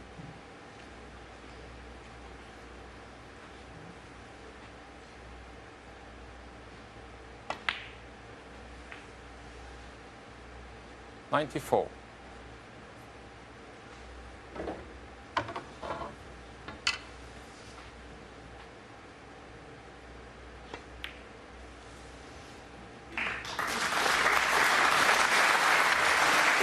100.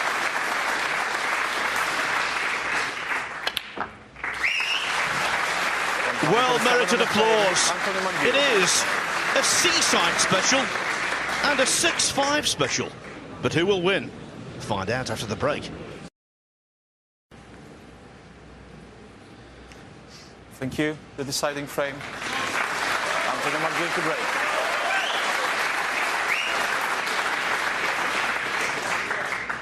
It started out at 1 o'clock this afternoon as best of 11. It's boiled down to a single frame shootout. And these two have played a decider before. Third round, China Open in Beijing 3 years ago. For what it's worth, Murphy with a break of 72 in the decider won that match 5-4.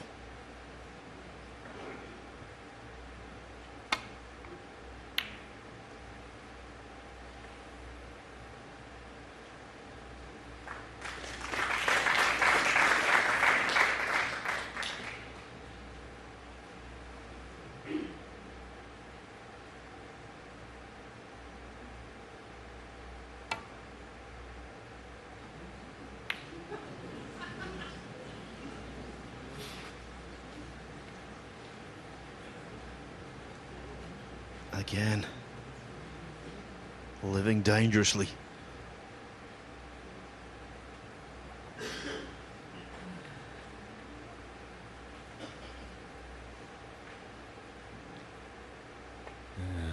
Don't tell me it's going to be one of these deciders where the reds end up all over the table. I don't think either player would really want that.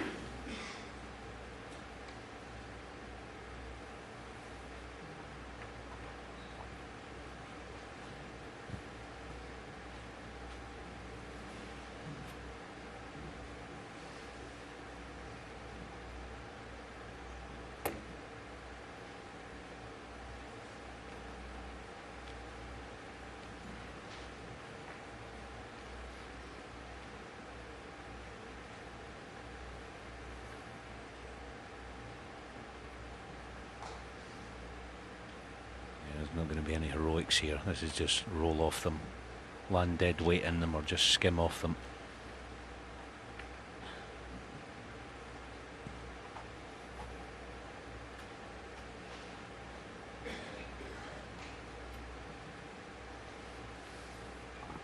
could be another re-rack on the cards here. Maybe not now, mind you. Maybe Ants will deliberately leave that red in bulk. Yeah, he is doing.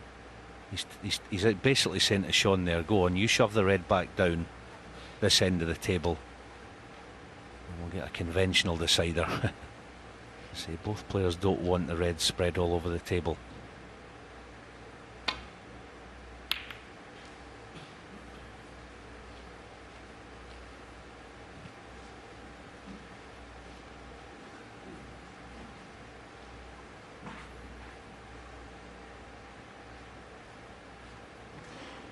It just depends how he feels the reds are going to split here.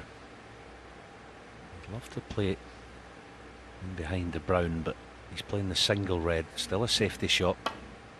Still in behind the brown, mind you. Good effort.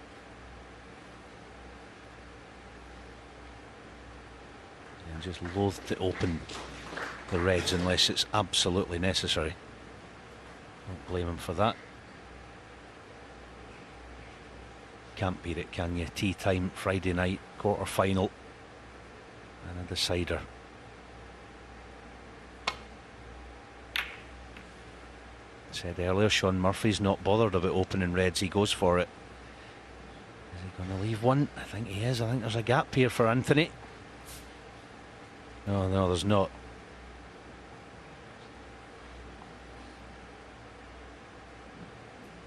You see it, that's the gamble that Sean took there.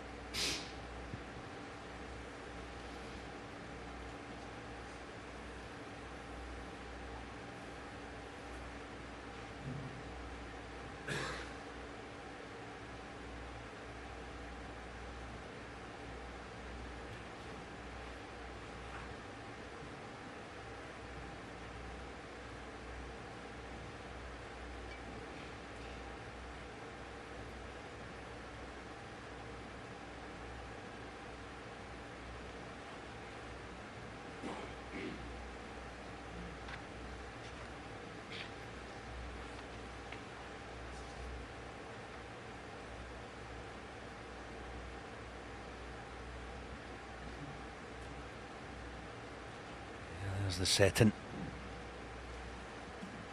All a hush. Venue Cymru, this first decider of this year's Players' Championship. Can't blame Anthony for taking his time here. Been out there the best part of 4 hours. Don't want to give it all up and through a careless safety shot.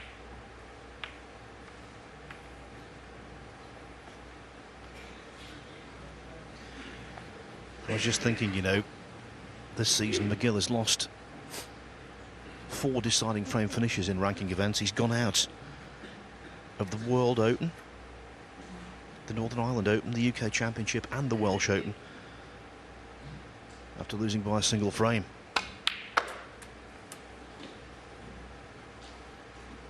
Is that same fate going to befall the Scot again today? Murphy certainly has a great chance, if not to win the match at this visit, to build a very healthy lead.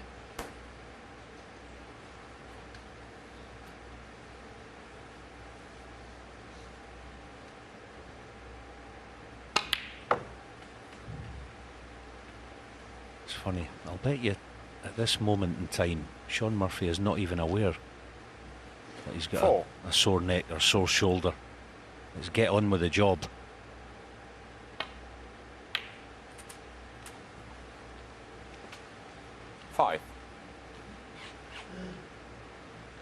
Just checking that, not so much the red, just checking if the black will go if and when he pots this and plays for the red into the same pocket.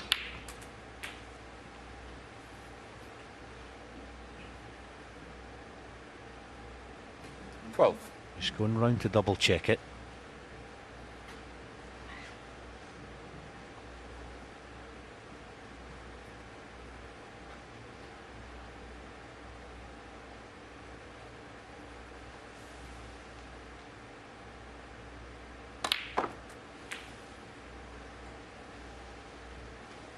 13. Yeah, this is better on the green because he can play for a choice of a couple of reds playing this. Just slip past the right edge of the blue there. Yeah.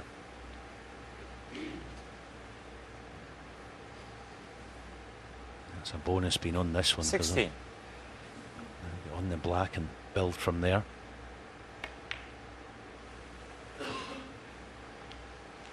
$17.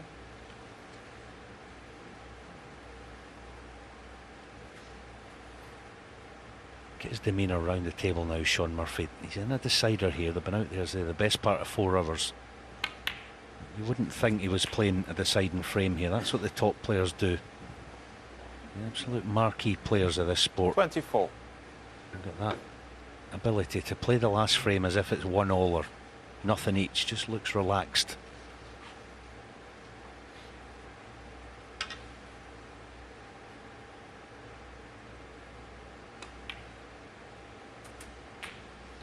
And drawing on the experience 25. of being involved in not just tight matches but tight finals. He won a deciding frame to capture a world ranking title. 2008 UK Championship against Marco Fu. When 32. you can cope with that kind of pressure, I suppose you're armour plated.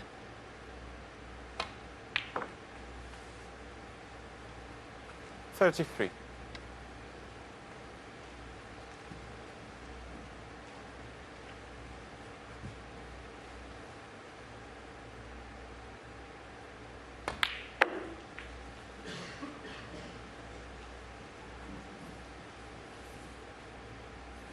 $38.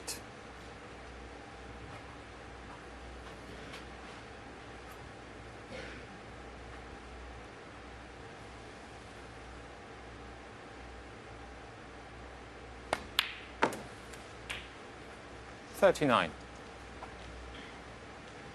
won't be playing for the red on the cushion. He's playing for the red. Back of the bunch there. Yeah, confidently played, wasn't it? Just high of straight, so. And no 46. hint of tension in the queue arm either. The pause, the trademark pause of Sean Murphy still very much there. Authoritative. 47. It was actually clever because in playing for this next red, he's almost guaranteed a decent angle on the black that follows it. That is, of course, unless he's straight in this red, which he may well be. 54. So not guaranteed the optimum angle.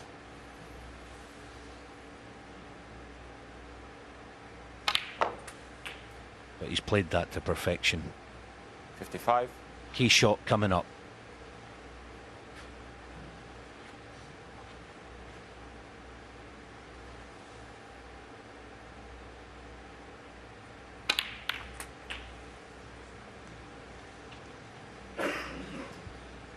Well, the red, he's on, actually rocked back into a little 62. hole on the slide there.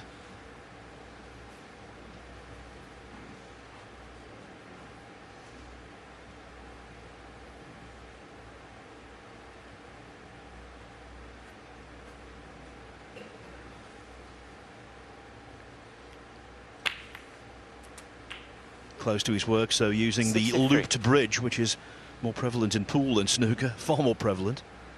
And still not quite over the line yet. Yeah, what do you do here? Do you play position? Or do you play a safe-ish cue ball somewhere? Full-blooded, safe-ish cue ball. But a long raking pink should see Sean Murphy home. 69. He would love to see the back of one more red, though.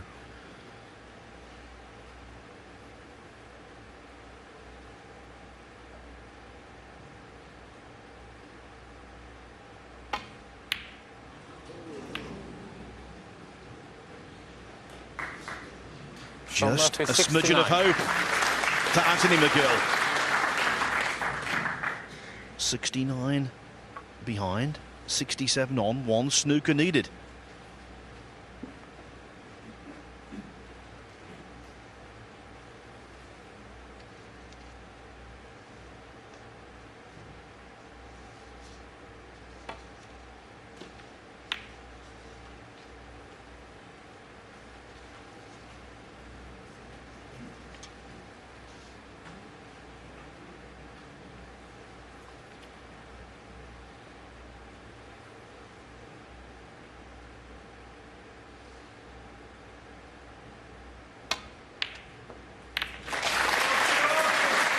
Now, though, that is that. And the best tonic for any ailment, for any illness, for any injury, is victory. Murphy might have been in pain this afternoon, but now he's feeling pretty good. 8.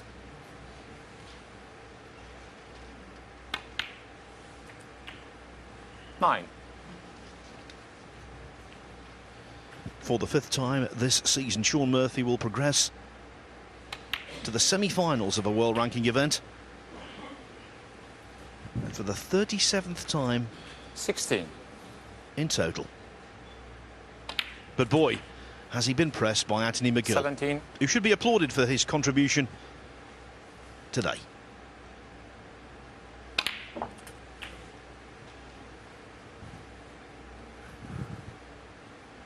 $24. 25. We have got in the semi-finals 4 world-class players, and we've got 3 world champions. 31.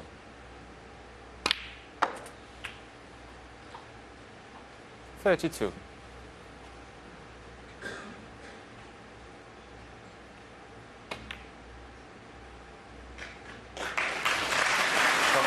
'It took a while, it took 3.5 hours in fact, but in the end, after an almighty struggle, Shaun Murphy prevails by 6 frames to 5. Here in Llandudno, Murphy's Law just about holds. It was an arm wrestle, if you like, in the end, but you must be really pleased to have got over the line there. Yeah, it was a real tussle, and it's probably one for the purists. You know, there was quite a lot of good tactical play in the match. Sure, there was a few misses and stuff, but I think that happens in pretty much every game. And the problem as a player out there is you get a feel the crowd are getting a bit, you know, you see all these other matches, big breaks flying in all the time, you know. There was a few murmurs in the crowd, or, you know, tonight will be much quicker. Tonight will be much better. And you sat there and I'm thinking, like, you know, we're trying our best. Like, I'm a purist. I loved it. Yeah. I honestly didn't think you could hear us from here, but no, I'm joking. No, I think the beauty of it was the patience you showed, and that Anthony showed as well. You know, it is that's the game of snooker, isn't it? It's not always about building breaks and knocking balls in. No, it's about having the patience to tackle the opponent. At the risk of sounding like a much older player, there's much more to snooker, and you know, it's taken me a long time to sort of get to grips with that. We'd much rather go out there, get a chance, clear up, and be sat in here an hour and a half later having a chat. But I think when you get 2 players who are fighting like cat and dog for that first chance, and you're not willing to give your opponent anything, that's the way the game goes. And I think also when you get a best of 11 frame match, you have that opportunity for the game to ebb and flow like that. It went 6-5, went all the full distance. The first time this week we've had that. Mark Williams, your opponent on Saturday night, did say, "Oh, I hope it goes the full distance," and you know, it puts the players through the mill, because you have struggled with your neck and your shoulder, but you looked reasonably comfortable. How are you feeling? Yeah, it's terrible. It's you know, every shot is take a deep breath and plough on through, and you know, I may look okay, but I can assure you I'm not. There was a lot of painful shots out there.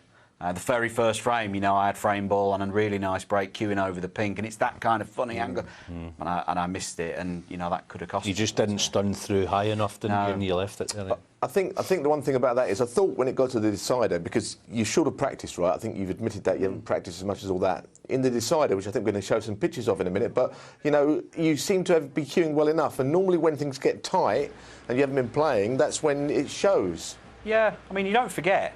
You're just a bit out of stroke. I mean, you know, if you imagine a golfer playing and then not hitting a ball for 3 weeks and going to play in a big event and expecting to shoot under par, you know, it's very, very difficult. But it's I put this in because I couldn't see how you could get out there. And no, I knew that you would play the ping in a certain way. You know, if you were 50, 60 behind, you would have played on the red. But you had to slightly compromise on this, didn't you? Yeah, you had to play over there in case, you know, work too hard to throw the whole match away for 63 points. You know, you have to play. It's an old school shot. I wouldn't have played that a few years ago. Leave the white over there just in case. But it's an old school shot. Well, it was the right shot.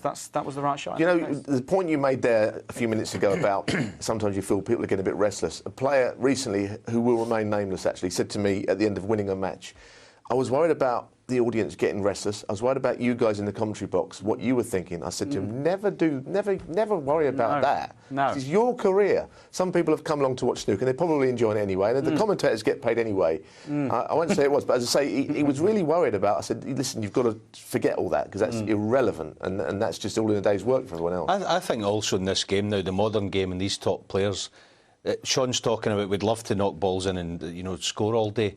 That's the easy part actually, isn't it? Of this game, you wouldn't think it, but it is. It's the digging in's the difficult part, isn't it? I mean, this week here we've got the 16 sort of best players on the one-year list. Yep. And, you're fighting for that first chance, because if you get the chance, you can score. We can all do that. Easy part. You're right, that's the easy part. It's fighting for your opportunity. There's a lot of frames there today. The first ball wasn't potted. It was 10 minutes old. What about something else we're going to show you, which you potted a blue, and it looked like you was in an impossible position. You played a brilliant shot, and the red surrounded the cue ball.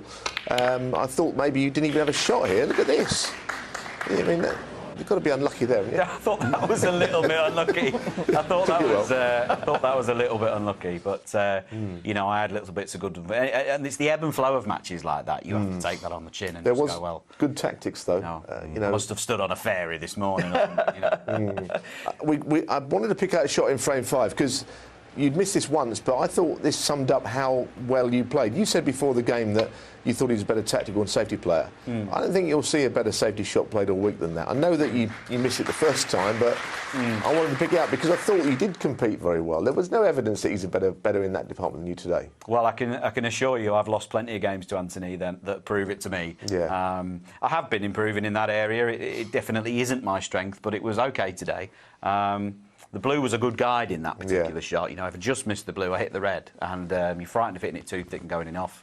And it was a little good guide. But you've got to compete now in that area, I think, because everyone's become so good at potting and break building. The cloth's brand new, it's a new set of balls, it's absolutely perfect conditions. That tactical safety part has now become the game. That's now the most important part. How do you feel Anthony's game is now? I know he's a top 16 player. You tell us how you think his game is. I wish at his stage of my career, I wish I'd have had his game, because I think he's got the full package. He's the absolute full all-round good pro. You had been world champion though at his age. Yeah, I just thought. I know, but I think as far as an all-round game and what he's capable of, he's ahead of where I was. I tell you what, he doesn't do as well as you. Pot balls with the rest. Not many do. We've got one rest shot I wanted to show. This was, to me, a screamer. Alan loved it in commentary. Yeah, I was drilling over it. I thought you'll maybe hold for pink at best and zipped it back. That was an awesome shot. I'm not a holder. I like to strike them and not give them a chance to sort of go where they want. But missed one all day, 10 from 11 all day with the rest. So that's not you're not inconvenienced on that score. Practice room for me. We look at the match stats overall. Obviously fantastic. Your rest success rate, but very similar. You can see how evenly matched this match was.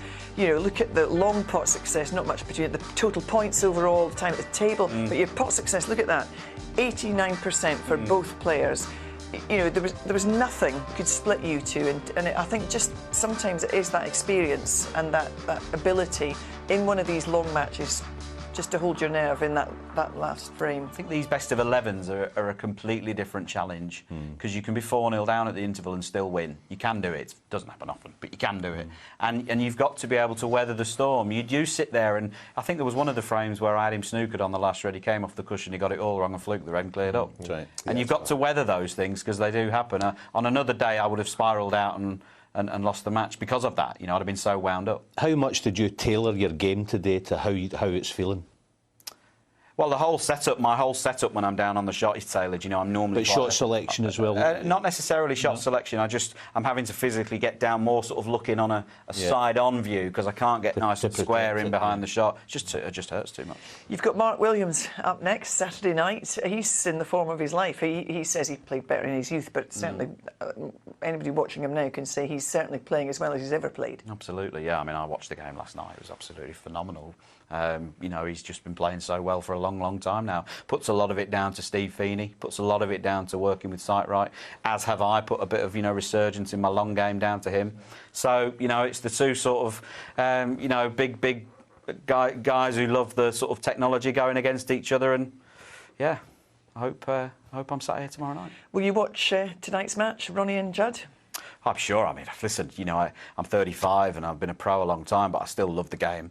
And we've got two of the best players of all time going head-to-head tonight. I mean, it'll be an absolute festival of great snooker, and you're absolutely right, I'll be watching it. We hope so. We might be sitting here saying it's one for the purists. Who knows? Say it's unlikely.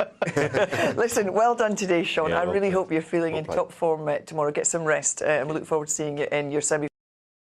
Missed 2 tournaments recently, and you played against Chiron on the first night. You've got problems with your neck and your back. How's it looking? Yeah, it's still not good.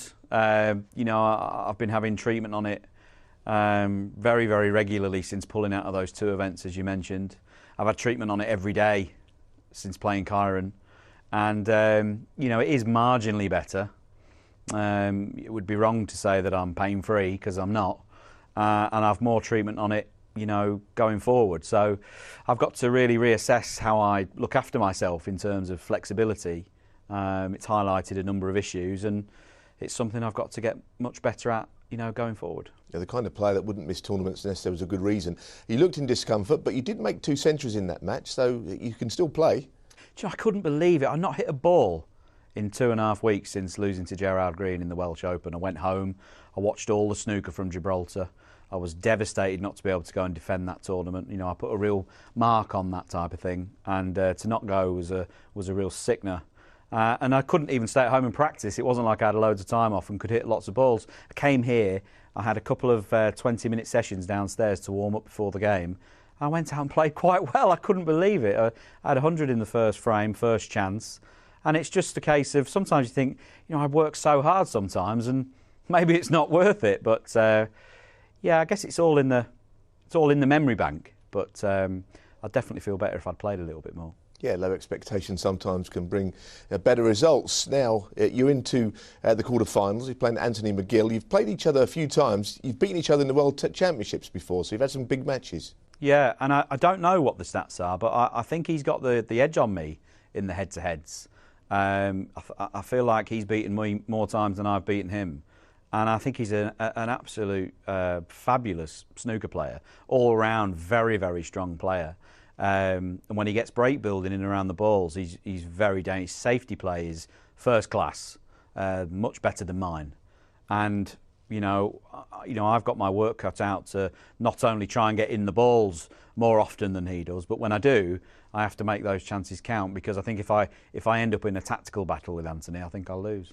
Of course, his 6-0 win over John Higgins must have raised a few eyebrows in the Murphy household.